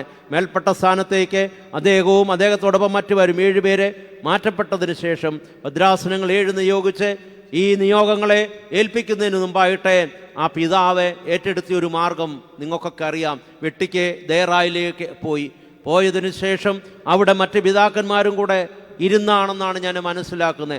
അവിടെ 40 ദിവസം അവിടെ ഇരുന്ന് പ്രാർത്ഥിച്ച് ദൈവത്തിൽ നിന്നും അനുഗ്രഹങ്ങളെ സ്വീകരിച്ചതിന് ശേഷമായിരുന്നു പരിമല തിരുമേനി തൻ്റെ മേൽപ്പെട്ട ശുശ്രൂഷയുടെ നിയോഗം ഏറ്റെടുത്തത്. ഇത് ചരിത്രത്തിലുള്ളതാ. ആ തിരുമേനി താമസിച്ച സ്ഥലങ്ങളും വെട്ടിക്കൽ ദേറായും അതിൻ്റെ മുകളിലെ ചാപ്പലും ഒക്കെ ഇപ്പോഴും നമുക്ക് പോയി കണ്ട് അനുഭവിച്ച് അറിയുവാനായിട്ട് സാധിക്കും.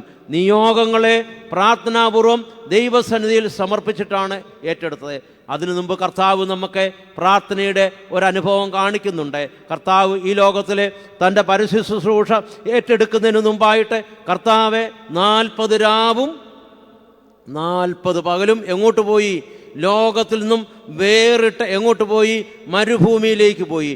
അവൻ 40 രാവിലും 40 പകലും ഒരു ഭക്ഷണം പോലും കഴിച്ചില്ല. പ്രാർത്ഥനയിലും ഉപവാസത്തിലും മരുഭൂമിയിൽ സ്വയം തന്നെ ഒരുക്കുവാൻ വേണ്ടി നിയോഗിച്ചതിന് ശേഷമാണ് ഈ ലോകത്തിൽ ദൈവമെന്നെ പിതാവാൻ ദൈവം തമ്പുരാൻ ഏൽപ്പിച്ച ഏത് ശുശ്രൂഷയാ? നമ്മുടെ ഈ ലോകത്തിലെ മനുഷ്യനെ സ്വർഗീയരാക്കുവാൻ തക്കവണ്ണമുള്ള ഈ ലോക ജീവിതത്തിലെ വ്യാപാരം കർത്താവ് ഏറ്റെടുത്തത്. ആ 40 ദിവസവും 40 പകലും ഉപവസിച്ച് ആ ദൈവികമായ അനുഗ്രഹങ്ങളെ പ്രാപിച്ചതുകൊണ്ട് തിരിച്ചു വന്ന സമയത്ത് സാത്താൻ മുമ്പിൽ വന്ന് നിൽക്കുന്നുണ്ട്. സാത്താൻ്റെ പരീക്ഷ ഉണ്ടാകുന്നുണ്ട്. നമ്മൾ 40-ാം വെള്ളിയാഴ്ച നോമ്പ് വീടുന്ന ദിവസം വായിക്കുന്ന ഏവെങ്കിലും ഭാഗം 40-ാം ദിവസത്തെ ഉപവാസത്തിന് ശേഷം കർത്താവ് പരീക്ഷയെ നേരിടുന്നതാണ്. സാത്താൻ വന്ന് മുമ്പിൽ നിന്ന് കൊടുത്ത പരീക്ഷകളെ അതിജീവിക്കുവാൻ തക്കവണ്ണം കർത്താവിന് സാധിച്ചത് 40 ദിവസവും 40 രാവും 40 പകലും പിതാവാൻ ദൈവത്തോടൊത്ത് ഉപവസിച്ച് പ്രാർത്ഥിച്ചത് കൊണ്ടാണ് കർത്താവ് സാത്താനെ എൻ്റെ പിന്നിൽ പോകുക എന്ന് പറയുന്നത്. ഇന്നും ഈ ലോകത്തിൽ ജീവിക്കുന്ന നമ്മുടെയൊക്കെ മുമ്പിൽ പരീക്ഷണങ്ങളുടെ അനുഭവങ്ങൾ ഇഷ്ടം പോലെയുണ്ട്. പൈശാചികമായ ഉപദ്രവങ്ങളുണ്ട്, കഷ്ടപ്പാടുകളുണ്ട്, രോഗങ്ങളുണ്ട്, ദുഃഖങ്ങളുണ്ട്. മുമ്പോട്ട് പോകുവാനായിട്ടുള്ള മാർഗം കാണാതെ വിഷമിച്ച് നിൽക്കുന്ന അനേകം വ്യക്തികൾ നമ്മുടെ ഇടയിലുണ്ട്. എത്രയോ അനേകരാണ് മുമ്പോട്ട് പോകുവാനായിട്ട് തളർന്നു പോകുന്ന അവസരത്തിൽ ഈ ഖബറിൻ്റെ അടുക്കൽ വന്നതിന് ശേഷം കണ്ണുനീരോടെ മുട്ടുകുത്തി ആരും ചുറ്റുമുണ്ട് എന്ന് അറിയാതെ പ്രാർത്ഥിക്കുന്നത്. അങ്ങനെ പ്രാർത്ഥിക്കുന്നത് കൊണ്ടാണ് പലരും ഇന്ന് ദൈവസന്നിധിയിൽ തങ്ങളുടെ നിയോഗങ്ങളിൽ നഷ്ടപ്പെട്ടു പോകാതെ പിടിച്ചു നിൽക്കുന്നതായിട്ടുള്ള കാര്യം. അങ്ങനെ പ്രാർത്ഥിക്കുന്നവരുടെ എണ്ണമുണ്ട്. പണ്ടത്തെ തലമുറ അമ്മച്ചിമാരെ നല്ലപോലെ 2 നേരവും രാവും പകലും എന്നെ എടുക്കുമായിരുന്നു, പ്രാർത്ഥിക്കുമായിരുന്നു. അതുകൊണ്ടാണ് നമ്മുടെ കുഞ്ഞുങ്ങളൊക്കെ നല്ല നിലയിലായിത്തീർന്നത്. പക്ഷേ നമ്മൾ ചിന്തിക്കണം, 40 രാവും 40 പകലും യഥാർത്ഥമായിട്ട് ഒന്ന് ഉപവസിച്ച് പ്രാർത്ഥിച്ച് ഹാശായുടെ അനുഭവത്തിലേക്ക് വരുന്ന എത്ര സഭാംഗങ്ങളെ ഉണ്ട് എന്ന് ആത്മാർത്ഥമായിട്ട് ഒന്ന് ചിന്തിക്കുവാനായിട്ടുള്ള അവസരമാണ്. അതുകൊണ്ട് നിയോഗങ്ങളെ ഏറ്റെടുക്കണമെന്നുണ്ടെങ്കിൽ കർത്താവിൻ്റെ സന്നിധിയിൽ പ്രാർത്ഥിച്ച് ഒരുങ്ങണമെന്നാണ്. അതുകൊണ്ടാണ് കർത്താവ് വേറിട്ട് പോയി പ്രാർത്ഥിച്ച് ഒരുങ്ങി. അതുമാത്രമല്ല, കുരിശിൻ്റെ വഴി, it is a way of prayer. കുരിശിൻ്റെ വഴിയിൽ പ്രാർത്ഥനയുണ്ടെങ്കിൽ മാത്രമേ നമുക്ക് മുമ്പോട്ട് പോകുവാനായിട്ട് പറ്റുകയുള്ളൂ. ഇന്നത്തെ കുഴപ്പങ്ങളുടെ ഒരു പ്രധാനപ്പെട്ട കാരണം പ്രാർത്ഥന ഒരു സൈഡ് ബിസിനസ്സായിട്ട് മാറ്റി. എപ്പോഴെങ്കിലും എവിടെയെങ്കിലും നേരം കിട്ടുമ്പോൾ പേരിനൊന്ന് പ്രാർത്ഥിക്കുന്ന ഒരു ക്രിസ്തീയ സമൂഹങ്ങളുടെ എണ്ണം അല്ലെങ്കിൽ വിശ്വാസികളുടെ എണ്ണം മാറിപ്പോയി എന്നുള്ളത് ഒരു യാഥാർത്ഥ്യമാണോ? ആത്മാർത്ഥമായിട്ട് ദൈവസന്നിധിയിൽ വേദനകളെ കർത്താവിൻ്റെ സന്നിധിയിലിട്ട് കണ്ണുനീരോടെ നുറുങ്ങിയ ഹൃദയത്തോടെ ദൈവത്തോട് പ്രാർത്ഥിക്കുന്ന വിശ്വാസികളുടെ അനുഭവം. അതുകൊണ്ട് രണ്ട് കാര്യങ്ങൾ, ആദ്യത്തെ രണ്ട് കാര്യങ്ങളെ, ഒന്നാമത് കുരിശിൻ്റെ വഴി, it is a way of silence and it is way of prayer. കുരിശിൻ്റെ വഴി പ്രാർത്ഥനയുടെ വഴിയാണ്. സൈലൻസിൻ്റെ ആ കാര്യത്തിൽ ഞാൻ നിങ്ങൾക്ക് വേണ്ടിയിട്ട് ചിന്തിക്കുവാൻ 5 കാര്യങ്ങൾ പറഞ്ഞു. സംസാരിക്കുവാണെങ്കിൽ തിങ്ക് ബിഫോർ യു സ്പീക്ക്. അത് കഴിഞ്ഞതിന് ശേഷം രണ്ടാമത്തെ അതിൻ്റെ പ്രധാനപ്പെട്ട കാര്യം നമ്മളിലേക്ക് വരുന്നതായിട്ടുള്ള അവസരത്തിലെ it is a way of love. കുരിശിൻ്റെ വഴി സ്നേഹത്തിൻ്റെ വഴിയാണ്. ആണല്ലോ അല്ലേ? കുരിശിൻ്റെ വഴി എങ്ങനെയുള്ള സ്നേഹമാണ്? ദൈവസ്നേഹം. കർത്താവ് നമുക്ക് വേണ്ടിയിട്ട് ഈ കുരിശ് ഏറ്റെടുത്ത് എന്തുകൊണ്ടായിരുന്നു? മനുഷ്യനോട് തന്നോടുള്ള സ്നേഹത്തെ പ്രതിയാണ് കർത്താവ് ഈ കുരിശ് ഏറ്റെടുത്തത്. കുരിശ് ഏറ്റെടുത്തത് കൊണ്ടാണ് കർത്താവ് സ്നേഹം, ദൈവസ്നേഹം കർത്താവിൻ്റെ ഉള്ളിലുള്ളത് കൊണ്ടാണ് അവസാനം വരെ ഈ കുരിശ് ചുമക്കുവാൻ പറ്റിയത്. അത് എങ്ങനെയുള്ള സ്നേഹമായിരുന്നു? കർത്താവിൻ്റെ സ്നേഹം, അൺകണ്ടീഷണൽ ലവ്. നമുക്കിന്ന് എന്തുകൊണ്ടാണ് നമ്മുടേതായിരിക്കുന്ന ജീവിതത്തിൽ പലപ്പോഴും കുരിശ് മുമ്പോട്ട് കൊണ്ടുപോകാൻ പലർക്കും കുരിശിൻ്റെ പാതയിൽ ഇടറിപ്പോകുന്നതിൻ്റെ കാരണം എന്താണ്? നമ്മളിന്ന് ചിന്തിക്കേണ്ട കാര്യമാണ്. പൂർണ്ണമായിട്ടും കുരിശ് വഹിച്ചുകൊണ്ട് മുമ്പോട്ട് പോകുവാൻ പറ്റാതെ ഇടയ്ക്ക് നമ്മളെ നഷ്ടപ്പെട്ടു പോകുന്നുണ്ടെങ്കിൽ അതിൻ്റെ കാരണം ദൈവസ്നേഹം നമ്മളിൽ നിന്നും നഷ്ടപ്പെട്ടു പോയി. ഇത് നമ്മൾ വളരെയധികം ചിന്തിക്കേണ്ടതായിട്ടുള്ള ഒരു കാലഘട്ടത്തിലാണ്. എനിക്കിങ്ങോട്ടെന്തെങ്കിലും മനുഷ്യലോകത്തിൽ കാണുന്ന സ്നേഹങ്ങളെ മൂന്നാമതായിട്ട് 3 തരത്തിൽ നമുക്ക് തരംതിരിക്കുവായിട്ട് വരും. 1 ദൈവത്തിൻ്റെ സ്നേഹം, 2 പൈശാചിക സ്നേഹം, 3 മനുഷ്യൻ്റെ സ്നേഹം. ദൈവത്തിൻ്റെ സ്നേഹമാണ് എനിക്കിങ്ങോട്ട് ഒന്നും കിട്ടിയില്ലേലും ഉപാധികളില്ലാതെ ഞാൻ നിന്നെ പിന്തുടരും, ഞാൻ നിന്നെ സ്നേഹിക്കും. പക്ഷേ മനുഷ്യൻ്റെ സ്നേഹം എന്താണ്? മനുഷ്യൻ്റെ സ്നേഹം ഇങ്ങോട്ട് എന്തെങ്കിലും എനിക്ക് ചെയ്യുകയാണെങ്കിൽ ഞാൻ നിന്നെ സ്നേഹിക്കും. പൈശാചിക സ്നേഹം അത് അങ്ങേയറ്റത്തെ സ്നേഹമാണ്. നമുക്ക് ഏതെങ്കിലും രീതിയിൽ നമ്മളെ കാപട്യമായിട്ട് വന്ന് സ്നേഹം നടിച്ച് നമ്മുടെ ജീവിതത്തെ നശിപ്പിക്കുന്നതായിട്ടുള്ള സ്നേഹത്തിൻ്റെ അനുഭവത്തിലേക്കാണ് നമ്മൾ പോകുന്നത്. ഇന്ന് മനുഷ്യ സ്നേഹവും പൈശാചിക സ്നേഹവും ചുറ്റുപാടും ഇഷ്ടം പോലെയുണ്ട്. കുടുംബജീവിതത്തിൽ പലപ്പോഴും നമ്മൾ ഏറ്റെടുക്കുന്ന നിയോഗങ്ങളെ നഷ്ടപ്പെട്ടു പോകുന്നതിൻ്റെ കാരണം എന്തുകൊണ്ടാണ്? നമ്മൾ ദൈവസ്നേഹം നഷ്ടപ്പെടുന്നു. കേവലം മനുഷ്യൻ്റെ സ്നേഹം നമ്മുടെ ജീവിതത്തിൽ മുമ്പിൽ നിൽക്കുന്നതുകൊണ്ടാണ് വിവാഹ കൂദാശയിൽ ഒരുമിച്ച് ചേർന്നതിന് ശേഷം അത് പൂർത്തീകരണത്തിലേക്ക് വരാതെ ഡിവോഴ്സിൻ്റെ എണ്ണത്തിലേക്ക് പോകുന്നത്. 30-40% കുടുംബങ്ങളെ ഡിവോഴ്സിലേക്ക് പോകുന്നുണ്ട്. എത്രയോ ഒരു മാസം വരുമ്പം നമ്മുടെ ദേവലോകത്തെ വീണ്ടും പുനർവിവാഹത്തിനൊക്കെ എത്രയോ അപേക്ഷകളാണ് അവിടെ വന്നുകൂടുന്നതായിട്ടുള്ള അനുഭവങ്ങൾ എന്ന് പറയുന്നത്. കാരണം എന്നതാ?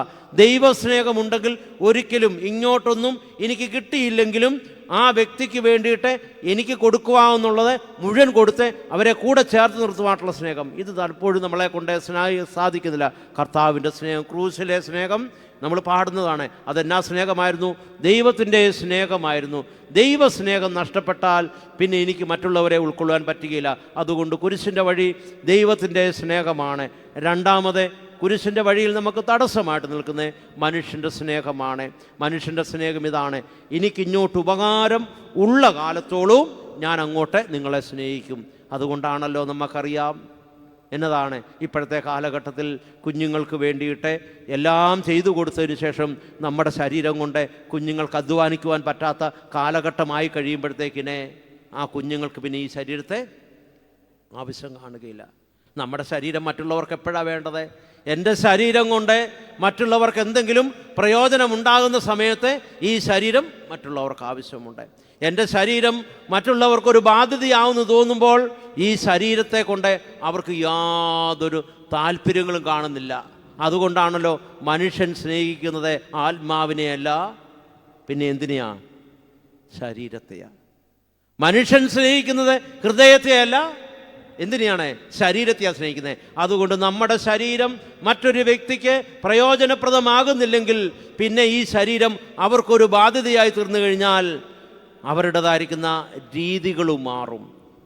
അതേസമയം നമ്മുടെ ശരീരം അവർക്ക് പ്രയോജനമുണ്ടാകുന്നുണ്ടെങ്കിൽ നമ്മളെ ചേർത്ത് നിർത്തുവാൻ, നമ്മളെ എടുത്തുകൊണ്ട് നടക്കുവാൻ, നമ്മളെ മറ്റുള്ളവരുടെ മുമ്പിൽ കാണിക്കുവാനായിട്ട് ഇഷ്ടം പേര് ആൾക്കാർ കാണും. അതുകൊണ്ടാണല്ലോ ഉപേക്ഷിക്കപ്പെട്ട പല ശരീരങ്ങളുമുള്ള വീടുകളായിട്ട് ഇന്നത്തെ നമ്മുടെ പല വീടുകളും മാറ്റപ്പെട്ടിരിക്കുക. 2 പ്രായം ചെന്ന അപ്പച്ചനും അമ്മച്ചിമാരുമുള്ള വീട്. കാരണം ആ ശരീരം കൊണ്ട് നീ മക്കൾക്ക്, പക്ഷേ ഈ ശരീരം കൊണ്ട് എന്തുമാത്രം കുഞ്ഞുങ്ങളെ നീ ചോരയും നീരും കൊടുത്ത് വളർത്തിയതാ. ഇതൊന്നും ഈ കുഞ്ഞുങ്ങളെ ഇപ്പോഴേ ഓർക്കാത്ത കാര്യങ്ങളാണ്. അതാണ് മനുഷ്യൻ്റെ സ്നേഹമെന്ന് പറയുന്നത്. ഈ ശരീരത്തിനെ മറ്റൊരുവൻ എന്തെങ്കിലും പ്രയോജനമുണ്ടെങ്കിൽ അതിനെ ഇഷ്ടപ്പെടുന്നതാണ് ഏതെന്ന് പറയുന്നത് മനുഷ്യൻ. കർത്താവ് സ്നേഹിക്കുന്നത് ശരീരത്തെയല്ല, പിന്നെ ഏതാ? ആത്മാവിനെയാണ്. അതുകൊണ്ടാണ് മുടിയനായ പുത്രൻ തിരിച്ചു വന്നു കഴിഞ്ഞപ്പോഴത്തേക്കിനെ അവൻ സകലവും നശിപ്പിച്ചു, ജീവിതം നഷ്ടപ്പെടുത്തി, അവനൊന്നുമില്ലാതെ തിരിച്ചു വന്നപ്പോഴും പിതാവാം ദൈവം തമ്പുരാൻ അപ്പാ നിന്നോടും സ്വർഗത്തോടും പാപം ചെയ്തു എന്ന് പറഞ്ഞപ്പോഴത്തേക്കിനെ അവനെ വിളിച്ച് വിരുന്നു കൊടുത്തത് എന്തുകൊണ്ടാണ്? കർത്താവ് പിതാവെന്ന് പറയുന്ന സ്വർഗീയ പിതാവാണ്. അവൻ്റെ ശരീരത്തിനെ അല്ലായിരുന്നു ആ അപ്പൻ ഇഷ്ടപ്പെട്ടത്, പിന്നെ എന്നായിരുന്നു? അവൻ്റെ ആത്മാവിനെയായിരുന്നു. നഷ്ടപ്പെട്ട ആത്മാവ് ദൈവസന്നിധിയിൽ അനുദപിച്ച് തിരിച്ചു വന്നു കഴിഞ്ഞ സമയത്തെ ആത്മാവിനെ അപ്പൻ സ്വീകരിച്ചത് ശരീരത്തെ അല്ലായിരുന്നു, പിന്നെ ഏതിനെയായിരുന്നു? ആത്മാവിനെയാ. അവനെ വിളിച്ചു, അവനെ വിരുന്നൊഴുക്കി, അവൻ്റെ കാലുകൾക്ക് ചെരുപ്പണിയിക്കുന്ന അനുഭവത്തിലേക്ക് നമുക്ക് കാണുവാനായിട്ട് സാധിക്കും. അതുകൊണ്ട് പ്രിയപ്പെട്ടവരെ, രണ്ടാമത്തെ മനുഷ്യൻ്റെ സ്നേഹം നമുക്ക് ഇന്ന് ലോകത്തിൽ മൂന്നാമത് പൈശാചിക സ്നേഹമാണ്. എന്താണ് പിശാചിൻ്റെ സ്നേഹം?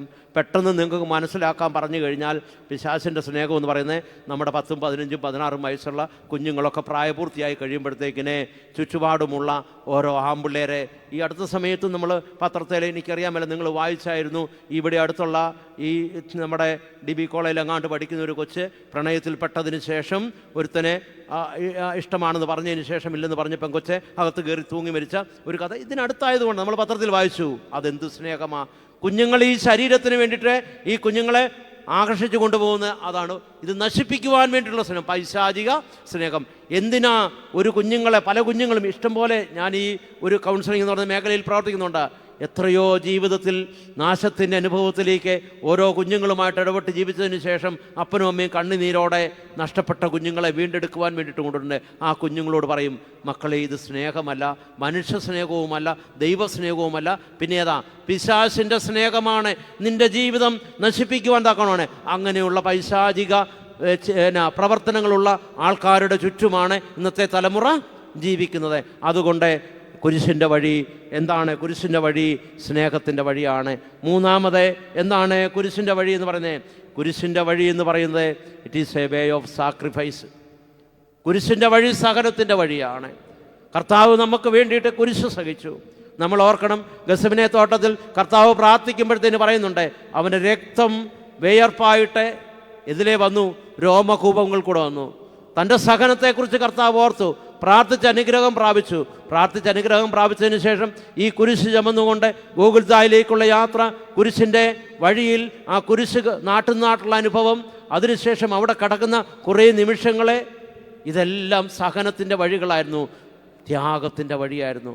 ക്രിസ്തുവിൻ്റെ ത്യാഗ മനോഭാവം നമുക്കുണ്ടെങ്കിലേ നമ്മുടെ നിയോഗങ്ങളെ ലക്ഷ്യത്തിലെത്തിക്കാൻ പറ്റുള്ളൂ. ഏത് നിയോഗവും പൂർത്തീകരിക്കണമെന്നുണ്ട് ത്യജിക്കുവാനായിട്ട് മനസ്സുണ്ടാകണം. ഇന്നത്തെ തലമുറയുടെ കുഴപ്പം, ത്യജിക്കാനായിട്ട് ആർക്കും, നഷ്ടപ്പെടുത്തുവാൻ മനസ്സില്ല. നഷ്ടപ്പെടുത്താതെ നമുക്കൊന്നും നേടാൻ പറ്റുകയില്ല. പരീക്ഷയിൽ വിജയിക്കണമെന്നുണ്ടെങ്കിൽ, നല്ല മാർക്ക് നേടണമെന്നുണ്ടെങ്കിൽ ത്യജിക്കുവാനായിട്ട് മനസ്സുണ്ടാകും. താൽക്കാലികമായിരിക്കുന്ന ശരീരത്തിൻ്റെ സുഖങ്ങളെ സഹിച്ച് നല്ലപോലെ ഇരുന്ന് കഷ്ടപ്പെട്ട് പഠിച്ചാൽ മാത്രമേ നേട്ടങ്ങൾ ആർജിക്കുവാൻ പറ്റുകയുള്ളൂ. ത്യജിക്കാൻ മനസ്സിലാതെ പറ്റുകയില്ല. അതുപോലെ തന്നെ ജോലി ചെയ്യാൻ പോയി കഴിഞ്ഞാൽ എടുക്കുന്ന ജോലി അനുഗ്രഹകരമായിട്ട് നിറവേറ്റണമെന്നുണ്ടെങ്കിൽ ത്യാഗത്തിൻ്റെ വഴിയിൽ കൂടെ കടന്നു പോകണം. പക്ഷേ നമ്മുടെ തലമുറയിലുള്ള കുഴപ്പം, ഇന്ന് ത്യജിക്കുവാനായിട്ട് കഷ്ടപ്പെടുവാനായിട്ട് ആർക്കും മനസ്സില്ല എന്നുള്ളതാണ്. കുടുംബജീവിതത്തിൻ്റെ ഏറ്റവും ശ്രേഷ്ഠമായിരിക്കുന്ന ഒരു അനുഭവം മറ്റുള്ളവർക്ക് വേണ്ടി, ഭാര്യ ഭർത്താവിന് വേണ്ടി, ഭർത്താവ് ഭാര്യയ്ക്ക് വേണ്ടി, അപ്പനും അമ്മയും മക്കൾക്ക് വേണ്ടി, മക്കൾ അപ്പന് വേണ്ടിയിട്ടും ത്യജിക്കുവാനായിട്ട്, അവർക്ക് വേണ്ടി ഇല്ലായ്മ ചെയ്യുവാനായിട്ടുള്ള ഒരു മാർഗങ്ങളെ ഉണ്ടായാൽ മാത്രമേ നമുക്ക് മുമ്പോട്ട് പോകാൻ പറ്റുള്ളൂ. ഇതിന് അനേകം ഉദാഹരണങ്ങൾ പ്രകൃതിയിൽ നിന്നൊക്കെ നമുക്ക് കാണുവാനായിട്ട് പറ്റും. സമയക്കുറവുണ്ട്, അതിലേക്കൊന്നും കടന്നു പോകുവാനായിട്ട് ഞാൻ ആഗ്രഹിക്കുന്നില്ല പ്രിയപ്പെട്ടവരെ.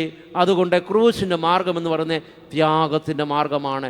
പണ്ടത്തെ സമൂഹത്തിൽ അനേകർ കഷ്ടപ്പെട്ട് ജീവിച്ചായിരുന്നു. നമ്മൾ കുടുംബജീവിതത്തിലേക്കൊക്കെ ഒന്ന് കടന്ന് ചെന്ന് ചിന്തിക്കുന്നതായിട്ടുള്ള സമയത്തെ ഇന്ന് എത്രയോ അനുഗ്രഹകരമായിരിക്കുന്ന അനുഭവങ്ങളാണ് നമ്മുടെ വീടുകളിലുള്ള കുഞ്ഞുങ്ങൾക്കുള്ളത്. ഇവിടെ മുമ്പിലിരിക്കുമ്പോൾ ഒരു അമ്മച്ചി ഇരിക്കുന്നുണ്ട്. അതിനമ്പറെ കുറച്ച് പ്രായമുള്ളവരായിരിക്കുന്നത്. ഈ അമ്മച്ചി കല്യാണം കഴിച്ച് വീട്ടിലേക്ക് വരുമ്പോഴത്തേക്കിനെ ഇപ്പോഴത്തെ സൗകര്യങ്ങൾ വല്ലതും ഉണ്ടായിരുന്നോ? മിക്സി ഉണ്ടായിരുന്നോ? ഫ്രിഡ്ജ് ഉണ്ടായിരുന്നോ? AC ഉണ്ടായിരുന്നോ? ഗ്യാസ് ഉണ്ടായിരുന്നോ? പിന്നെ വെള്ളം പൈപ്പിൽ കൂടെ വരുമായിരുന്നോ? ഇനിയും ഇതുപോലെ മനോഹരമായിരിക്കുന്ന വീടുകൾ, 4-5 മുറിയുള്ള വീടുകളും അതിൻ്റെ അകത്ത് AC-യും പിന്നെ തിന്നുന്ന ഈ തറയുമൊക്കെ ആയിട്ടാണോ അമ്മച്ചി എന്തുമാത്രം കഷ്ടപ്പെട്ടിട്ടാ രാവിലെ എഴുന്നേറ്റ് ഒന്ന് തീ കത്തിച്ച് ഇച്ചിരി കഞ്ഞി കുഞ്ഞുങ്ങൾക്ക് ഉണ്ടാക്കി കൊടുക്കുന്നത്? ഇന്നേക്കത്തെ കുഞ്ഞുങ്ങൾക്ക് ഇതിൻ്റെ പകുതി കഷ്ടപ്പാടുകളുണ്ടോ? പണ്ടത്തെ അമ്മച്ചിക്ക് എത്ര മൊബൈൽ ഉണ്ടായിരുന്നു? ഇന്ന് പള്ളി വരണമെങ്കിലും എന്നാ വേണം? വേദപുസ്തകം കൊണ്ടുവന്നില്ലേലും എന്നാ കൊണ്ടുവരണം? മൊബൈൽ കൊണ്ടുവരണം. പണ്ട് എന്തുമാത്രം നടക്കുവാനായിട്ട്, പണ്ട് പള്ളി വരുവാനായിട്ട് വാഹനമുണ്ടായിരുന്നു. നമ്മൾ ഓർക്കണം, 2 മണിക്ക് ഉയർപ്പിൻ്റെ ശുശ്രൂഷ തുടങ്ങും. പെസഹായുടെ ശുശ്രൂഷ 2 മണിക്ക് തുടങ്ങിയാലും കിലോമീറ്ററുകൾ നടന്ന് പള്ളിയിൽ ആര് വരുമായിരുന്നു? ജനം വരുമായിരുന്നു. ഇന്നെല്ലാ വീട്ടിലും 1-2 വാഹനങ്ങളുണ്ട്. ഉണ്ടോ ഇല്ലയോ? നമ്മുടെയൊക്കെ നസ്രാണികളുടെ വീട്ടുകളിൽ ഈ അമ്മച്ചിമാർ കണ്ണുനീരോടെ പ്രാർത്ഥിച്ചതുകൊണ്ട് ഈ കുഞ്ഞുങ്ങളെല്ലാം നല്ല രീതിയിൽ പൈസ കിട്ടി ജോലിയുള്ളത് കൊണ്ട് എല്ലാ വീട്ടിലും എന്നാ ഉണ്ട്? വാഹനങ്ങളുണ്ട്. 2-3 വാഹനങ്ങളുണ്ട്. പക്ഷേ ഈ 2-3 വാഹനമുണ്ടെങ്കിലും പണ്ട് ഒന്ന് ഇവിടെ വള്ളത്തെ കയറി വരണം. ഇവിടെ ആയതുകൊണ്ട് പരുമലെ പണ്ടത്തെ കാലത്ത് എങ്ങനെ വരണം? പാലം ഉണ്ടോ? ഇല്ല, വള്ളത്തെ വരണം. പക്ഷേ ഇവിടെ പള്ളിയിൽ 2 മണിക്ക് ആരുണ്ടായിരുന്നു? ഉണ്ടായിരുന്നു. ഇന്ന് 4 മണിക്ക് പള്ളിയിൽ ഉയർപ്പിൻ്റെ 2:30-3 മണിക്ക് ഉയർപ്പിൻ്റെ ശുശ്രൂഷ വെച്ചാൽ ഉയർപ്പിൻ്റെ സന്ദേശം കൊടുക്കുമ്പോൾ എല്ലാ വീട്ടിലും വണ്ടി ഉണ്ടെങ്കിലും ആ ശുശ്രൂഷയിലെ അതൊന്നേ അത് കർത്താവ് സത്യമായിട്ടും ഉയർത്തെഴുന്നേറ്റെന്ന് വിശ്വസിച്ചേറ്റ് പറയുവാൻ എത്ര ആൾക്കാരെ 2 മണിക്ക് തുടങ്ങിയാൽ അല്ലെ 2:30-ക്ക് തുടങ്ങിയാൽ പള്ളി കാണും? കഷ്ടപ്പാട് എടുത്ത് ത്യജിച്ച് നടന്ന് പണ്ടത്തെ സമയത്ത് എവിടെ വരുമായിരുന്നു? പ്രാർത്ഥനയ്ക്ക് വേണ്ടിയിട്ട് പള്ളിയിൽ വരുമായിരുന്നു. പ്രാർത്ഥനയ്ക്ക് വേണ്ടി ത്യജിക്കുമായിരുന്നു. ഇന്ന് ഈ സൗകര്യങ്ങളൊന്നും ഉണ്ടെങ്കിലും കുഞ്ഞുങ്ങൾ കാരണം പാതിരാ വരെ എന്നെ അടുത്തുകൊണ്ടിരിക്കുക, ഒന്നി തീനും കൂടിയും അല്ല തോണ്ടിക്കൊണ്ടിരിക്കുക. എന്നിട്ട് ഉറങ്ങുകയില്ല. എന്നിട്ട് ഉറക്കം വന്നു കഴിഞ്ഞാൽ പിന്നെ നേരത്തെ വിളിച്ചാൽ ഒന്നും എഴുന്നേൽക്കില്ല. അതുകൊണ്ട് മനുഷ്യൻ്റെ സൗകര്യത്തിന് വേണ്ടിയിട്ട് നമ്മളിപ്പോൾ എന്നാ എടുത്തു? നമ്മൾ സൗകര്യം പറയുന്ന 4 മണിക്കോ 5 മണിക്കോ ഒക്കെ പറയുമ്പോൾ സൗകര്യമാണ്. അച്ഛനും സൗകര്യം, നേരത്തെ എഴുന്നേറ്റ് വരണ്ട, വേറെ കാര്യമാണ്. പക്ഷേ ഇതിനെ കഴിഞ്ഞും സൗകര്യങ്ങളൊന്നും ഇല്ലാതിരുന്ന കാലഘട്ടത്തിൽ മനുഷ്യരെ ത്യജിക്കുമായിരുന്നു പ്രാർത്ഥനയ്ക്ക് വേണ്ടിയിട്ട്. ഇന്ന് ആ ഒരു അനുഭവങ്ങളെ നമ്മുടെ ജീവിതത്തിലില്ല. അതുകൊണ്ടാണ് മാറ്റങ്ങൾ ഉണ്ടാകുന്നത്. ഇന്ന് പ്രിയപ്പെട്ടവരെ, സ്വയം ത്യജിക്കുവാൻ കർത്താവ് നമുക്ക് വേണ്ടിയിട്ട് യാഗമായിട്ട്, ക്രൂശിലെ യാഗമായിട്ട് നമുക്ക് വേണ്ടിയിട്ട് അപ്പവും വീഞ്ഞുമായിട്ട് മാറി. ആ അപ്പവും വീഞ്ഞുമായിട്ട് മാറിയതിൻ്റെ അനുഭവമാണ് ഇന്ന് സന്ധ്യ മുതൽ നമ്മൾ ആചരിക്കുന്നത്. അവൻ തൻ്റെ കൈകളിൽ അപ്പം എടുത്തു വാഴ്ത്തി, ഇതെൻ്റെ ശരീരം, ഇതെൻ്റെ രക്തം, ഞാൻ വരുന്നതുവരെയും നിങ്ങൾ ഇത് അനുഭവിക്കുകയും ചെയ്യുവെന്ന് പറഞ്ഞുകൊണ്ട് ശിഷ്യന്മാർക്ക് പകുത്തു കൊടുത്തു. കർത്താവ് ഒരു കുർബാന അപ്പമായിട്ട് നുറുക്കപ്പെട്ടു. നുറുങ്ങുന്നവന് മാത്രമേ ലോകത്തിന് രക്ഷ കൊടുക്കുവാൻ പറ്റുകയുള്ളൂ. നമ്മളും ആരായിട്ട് മാറണം? യാഗമായിട്ട്, ഒരു കുർബാന അപ്പമായിട്ട് നുറുങ്ങുന്ന അനുഭവം ഉണ്ടായാൽ മാത്രമേ നമുക്ക് ലോകത്തിൽ എന്തെങ്കിലും കൊടുക്കുവാനായിട്ട്. കർത്താവ് ലോകത്തിന് പർദീസ കൊടുത്തുവെങ്കിൽ അവനൊരു കുർബാന അപ്പമായിട്ട് ക്രൂശിൽ നുറുക്കപ്പെട്ടു. അതില്ലെങ്കിൽ നമുക്ക് ജീവിക്കുവാൻ പറ്റില്ല. ഇന്ന് നുറുങ്ങുവാനായിട്ട് ആർക്കും താല്പര്യമില്ല. ഉണ്ടോ? നുറുക്കപ്പെടാനായിട്ട് ആർക്കും താല്പര്യമില്ല. അതുകൊണ്ട് ഞാൻ പറഞ്ഞ അടുത്ത ഭാഗം എന്ന് പറഞ്ഞാൽ it is a way of sacrifice. അടുത്തത് it is a way of suffering. ആണോ? കഷ്ടപ്പാടിൻ്റെ വഴിയാണോ? ക്രൂശിലെ വഴി കഷ്ടപ്പാടിൻ്റെ വഴിയാണ്. പ്രിയപ്പെട്ടവരെ, നിയോഗങ്ങളെ പൂർത്തീകരിക്കണമെന്നുണ്ടെങ്കിൽ, ദൗത്യങ്ങളെ വിജയിപ്പിക്കണമെന്നുണ്ടെങ്കിൽ, അല്ലെങ്കിൽ ഈ ലോകത്തിൽ ഏതെങ്കിലും ഒരു മനുഷ്യനെ അവൻ്റെ വിജയത്തിൻ്റെ അനുഭവത്തിലേക്ക് വരണമെന്നുണ്ടെങ്കിൽ കഷ്ടപ്പെടാൻ മനസ്സുണ്ടാകണം.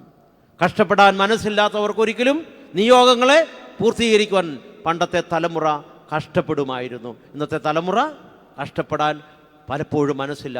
ഞാൻ പലപ്പോഴും കുഞ്ഞുങ്ങളെ പറഞ്ഞു കൊടുക്കുന്ന കാര്യത്തിൽ കുഞ്ഞുങ്ങളോട് പറയുന്ന ഒരു വാക്കുണ്ട്. വിവാഹത്തിൻ്റെ ക്ലാസ് എടുത്ത് കൊടുക്കുമ്പോഴാണ് പറയുന്നത്. മക്കളെ മണവാട്ടിയോട് പറയും, പേര് വിളിച്ചിട്ട് പറയും, മോളെ നിൻ്റെ കല്യാണം എന്താണെന്ന് ചോദിക്കും. അത് പറയും, എനിക്ക് പറഞ്ഞാൽ നമ്മുടെ ജനുവരി കഴിഞ്ഞ 9-ാം തീയതി 10-ാം തീയതി പറയും. അപ്പം ഞാൻ പറയാം, അന്നത്തെ ദിവസത്തിൻ്റെ പ്രത്യേകത എന്താണെന്ന് അറിയാമെന്ന് ചോദിക്കും. വിവാഹത്തിൻ്റെ ദിവസമാണ്, പക്ഷേ മോളെ ഒരു പ്രത്യേകതയും കൂടെ ഉണ്ട്. ഇന്ന് നിൻ്റെ കഷ്ടകാലം തുടങ്ങുവാണ്, നല്ല കാലം തീർന്നു എന്ന് പറയും. കല്യാണത്തിൻ്റെ അന്ന് എന്നാ തുടങ്ങും? ഇപ്പം ഇവിടെ ഇരിക്കുന്ന കല്യാണം കഴിച്ചവർക്കൊക്കെ ഈ പറഞ്ഞതിൻ്റെ അർത്ഥം അറിയാം. പക്ഷേ കെട്ടാൻ പോകുന്ന കൊച്ചിനോട് ഇത് നിൻ്റെ നല്ല കാലം തീർന്നു, കഷ്ടകാലം തുടങ്ങുവാണെന്ന് പറഞ്ഞാൽ ഈ കൊച്ചിന് എന്നാ ഓർക്കും? ദൈവമേ, അച്ഛൻ എന്നതാ ഇപ്പോഴേ എനിക്ക് ഈ ആശംസ തരുന്നെന്ന് തോന്നും. പക്ഷേ ജീവിച്ച് 6 മാസം കഴിയുമ്പോൾ ഈ കൊച്ചിന് ഈ പറഞ്ഞതിൻ്റെ എന്നാ മനസ്സിലാവും? അർത്ഥം മനസ്സിലാവും. അന്നേരം കൊച്ചിനോട് ചോദിക്കുക, എടി കുഞ്ഞെ, നിനക്ക് കല്യാണം കഴിക്കണമായിരുന്നോ, അതോ നമ്മുടെ കൂടെ മടത്തി പോകുന്ന പിള്ളേരുന്നില്ല, മടത്തി പോകണമെന്ന് വെച്ചാൽ പറയും, എൻ്റെ അച്ഛാ കല്യാണം കഴിക്കണ്ടായിരുന്നു, പിന്നെ എവിടെ പോയാൽ മതിയായിരുന്നു, മടത്തി പോയാൽ മതിയാണ്. എൻ്റെ മക്കളെ, കുടുംബജീവിതമല്ല, പ്രത്യേകിച്ചും കുടുംബജീവിതം, it is a way of suffering. ഇതൊരു കഷ്ടപ്പാടിൻ്റെ നിയോഗമാണ്, ദൈവം തരുന്ന ഒരു നിയോഗമാണ്. പണ്ടത്തെ തലമുറ കഷ്ടപ്പെടുമായിരുന്നു, കഷ്ടപ്പെടാൻ മനസ്സുണ്ടായിരുന്നു. അതുകൊണ്ട് അവർ ഒളിച്ചോടുകയില്ലായിരുന്നു, ആത്മഹത്യ ചെയ്യുകയില്ലായിരുന്നു, ഇട്ടിട്ട് പോവുകയില്ലായിരുന്നു, ഡിവോഴ്സ് ഇല്ലായിരുന്നു. ഇന്നത്തെ തലമുറയ്ക്ക് കഷ്ടപ്പെടാൻ മനസ്സില്ല. ഈ നിയോഗം ഏറ്റെടുക്കുവാനായിട്ട് ഇന്നത്തെ തലമുറയ്ക്ക് പറ്റുകയില്ല.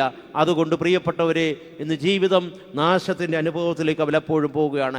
നല്ലപോലെ കഷ്ടപ്പാട് സ്വീകരിക്കുവാൻ മനസ്സുണ്ടെങ്കിലേ ഈ ലോകത്തിൽ മുമ്പോട്ട് പോകാൻ പറ്റുകയുള്ളൂ. കർത്താവിൻ്റെ വഴി മുഴുവൻ കഷ്ടപ്പാടിൻ്റെ വഴിയായിരുന്നു. വേദപുസ്തകത്തിലെ കഥാപാത്രങ്ങളെല്ലാം നമ്മൾ ഏറ്റെടുത്തു കഴിഞ്ഞാൽ, അബ്രഹാം താൻ വിളിച്ച ദേശത്തേക്ക് കടന്നു പോകുമ്പോൾ കഷ്ടപ്പാടിൽ കൂടിയാണ് കടന്നു പോകുന്നത്. കാണിക്കാനിരിക്കുന്ന ദേശത്തേക്ക് ഇസഹാക്കിനെ ബലിയർപ്പിക്കുവാൻ കൊണ്ടുപോകുമ്പോൾ അപ്പാ തീയുമുണ്ട്, വിറകുമുണ്ട്. എവിടെയാണ് ബലിമൃഗമെന്ന് ചോദിക്കുമ്പോൾ കർത്താവ് പറയുന്നൊരു വാക്കുണ്ട്. അബ്രഹാം പറയുന്നുണ്ട് കർത്താവിന്, മകനെ, യഹോവ കരുതിക്കൊള്ളും. അതുകൊണ്ട് പ്രിയപ്പെട്ടവരെ, കന്യക മറിയാമിൻ്റെ ജീവിതം അങ്ങോട്ടൊന്ന് എടുത്തു നോക്കിക്കഴിഞ്ഞു. അത് കഷ്ടപ്പാടിൻ്റെയും സഹനത്തിൻ്റെയും വഴിയായിരുന്നു. എന്തുകൊണ്ടാണ് കർത്താവ് ഒരു പ്രാർത്ഥന ചൊല്ലി? ഏത് പ്രാർത്ഥനയാണ്? എൻ്റെ ഇഷ്ടമല്ല നിൻ്റെ ഇഷ്ടം പോലെ. കർത്താവ് ചൊല്ലി നീതായതാ, കർത്താവെ, കഴിയുമെങ്കിൽ ഈ പാനപാത്രം എന്നിൽ നിന്നും നീക്കണമേ, എങ്കിലും എൻ്റെ ഇഷ്ടമല്ല. ഈ പ്രാർത്ഥനയായിരുന്നു 10-30 വർഷം മുമ്പ് മാതാവ് ചൊല്ലിയത്. ഏത് പ്രാർത്ഥനയാ? ഏത് പ്രാർത്ഥനയാ? മാലാഖ വന്നു, ഗബ്രിയേൽ മാലാഖ വന്നു, പറഞ്ഞു, നീ ഗർഭം ധരിച്ചപ്പം കന്യക പറയുന്നത്, ഇതാ കർത്താവിൻ്റെ ദാസി, നിൻ്റെ ഇഷ്ടം പോലെ. ആ മാതാവ് കാണിച്ചു കൊടുത്ത മാതൃകയാണ് ആര് കാണിച്ചു കൊടുത്തത്? കർത്താവ് കാണിച്ചു കൊടുത്തത്. നിങ്ങളൊരു കാര്യം കൊണ്ടാണ്, അമ്മ, ഞാൻ കർത്താവിൻ്റെ ദാസി, നിൻ്റെ ഇഷ്ടം പോലെ എനിക്ക് ഭവിക്കട്ടെ എന്ന് പറഞ്ഞ് ഒരമ്മ പ്രാർത്ഥിക്കുന്നത് കേട്ട് കുഞ്ഞു വളർന്നാൽ ആ മകൻ പറയും, കർത്താവിൻ്റെ ഇഷ്ടം പോലെ എനിക്കിടെ ഭവിക്കട്ടെ എന്ന് പറയും. മകൾ പറയും. അതേസമയം അപ്പനും അമ്മയും ദൈവത്തിൻ്റെ ഇഷ്ടമല്ല, ലോകത്തിൻ്റെ ഇഷ്ടം പോലെ ജീവിക്കണമെന്ന് പറഞ്ഞ് പ്രാർത്ഥിക്കുന്ന അപ്പനും അമ്മയുമാണെങ്കിൽ ആ കുഞ്ഞുങ്ങളെ ഒരു കാലത്തും കർത്താവിൻ്റെ ഹിതത്തിന് സ്വയം വിധേയപ്പെടുത്തുകയില്ല. അപ്പൻ്റെ അമ്മയുടെയും മാതൃകയാണ് ആര് സ്വീകരിക്കുന്നത്? മക്കൾ സ്വീകരിക്കുന്നത്. അമ്മ പ്രാർത്ഥിച്ച് ദൈവത്തിൻ്റെ ഹിതത്തിന് വിധേയപ്പെടുത്തി കഴിഞ്ഞാൽ ആ കുഞ്ഞും ദൈവത്തിൻ്റെ ഹൃദയത്തിന് വിധേയപ്പെടുത്തും. അതുകൊണ്ട് ഇതൊരു പ്രാർത്ഥനയുടെ വഴിയാണ്. അടുത്തത് പറഞ്ഞ് ഞാൻ അവസാനിപ്പിക്കുകയാണ്. The way of cross is a way of salvation. ഇത് രക്ഷയുടെ വഴിയാണ്. അതുകൊണ്ടാണല്ലോ നമ്മൾ ഇനി ദുഃഖവെള്ളിയാഴ്ച നമ്മൾ ചൊല്ലും, ഞങ്ങളുടെ ആത്മത്തിനാലേ രക്ഷയുണ്ടായി എന്ന ശ്ലീഭായെ ഞങ്ങൾ കുമ്പിടുന്നു. മിശിഹാതമ്പുരാനേ, നീ എഴുന്നള്ളി വരുമ്പോൾ ഞങ്ങളെയും ഓർത്തുകൊള്ളണമെന്ന് കള്ളനോടുകൂടെ ഞങ്ങളും ചൊല്ലുന്നു. ഇത് രക്ഷയുടെ വഴിയാണ്. ക്രൂശ് രക്ഷയുടെ വഴിയാണ്. ഓരോ നിയോഗങ്ങളും ഓരോ രക്ഷയുടെ വഴിയാണ്. നമ്മളെ ഏൽപ്പിക്കുന്ന ഓരോ നിയോഗങ്ങളും കർത്താവിൻ്റെ രക്ഷാകരമായ പദ്ധതിയിൽ ലോകത്തിന് നടത്തിപ്പിന് വേണ്ടി നമ്മളെ ദൈവം ഏൽപ്പിക്കുന്ന രക്ഷയുടെ മാർഗമാണ് ഓരോ നിയോഗങ്ങളും. പ്രത്യേകിച്ചും കുടുംബജീവിതം, അത് കർത്താവിൻ്റെ രക്ഷയുടെ തുടർച്ചയാണെന്ന് ഞാൻ പറയും. കാരണം എന്താണെന്ന് മനസ്സിലാക്കി തരാം. നമ്മുടെ മാതാപിതാക്കളെ ഈ രക്ഷയുടെ ഈ ക്രൂശിൻ്റെ വഴി ഏറ്റെടുത്തതുകൊണ്ടാണ് പലപ്പോഴും വീണ്ടും കല്യാണം കഴിക്കാൻ 2 ക്രൂശുകൾ ഇവിടെ വന്ന് നിൽക്കുന്നത്. അപ്പനും അമ്മയും ക്രൂശ് ചുമന്നില്ലായിരുന്നെങ്കിൽ ആര് ക്രൂശ് എടുക്കില്ലായിരുന്നു? മക്കളുണ്ടാക്കിയില്ലായിരുന്നു. എത്രയോ മാതാപിതാക്കളെ അനുഗ്രഹകരമായിട്ട് ഈ കുടുംബജീവിതമാകുന്ന ക്രൂശ് ചുമന്നതുകൊണ്ടാണ് ഞാനും നിങ്ങളും ഒക്കെ ഞാനിവിടെ നിൽക്കുന്നത്. വിവാഹം കഴിക്കാത്ത കുറേ അച്ഛന്മാർ മാത്രം ഉണ്ടായിരുന്നുവെങ്കിൽ സഭ തുടരുമായിരുന്നോ? മെത്രാച്ചന്മാരുണ്ടാകുമായിരുന്നോ? ഇല്ലായിരുന്നു. അനേകരെ കുടുംബജീവിതത്തിൽ കൂടെ സഭയിലേക്ക് കടന്നു വരുന്നത് കൊണ്ടാണ് കർത്താവ് നമുക്ക് സ്ഥാപിച്ചു തന്ന ഈ രക്ഷയുടെ സഭ തുടരുന്നത്. ഒരു രീതിയിൽ പറഞ്ഞാൽ വിവാഹ ജീവിതം നഷ്ടപ്പെട്ടാൽ സഭ നിന്നുപോകും. അല്ലാതെ നമ്മൾ ആരെയും മാമോദീസ മുക്കി അംഗമാക്കുന്നുണ്ടോ?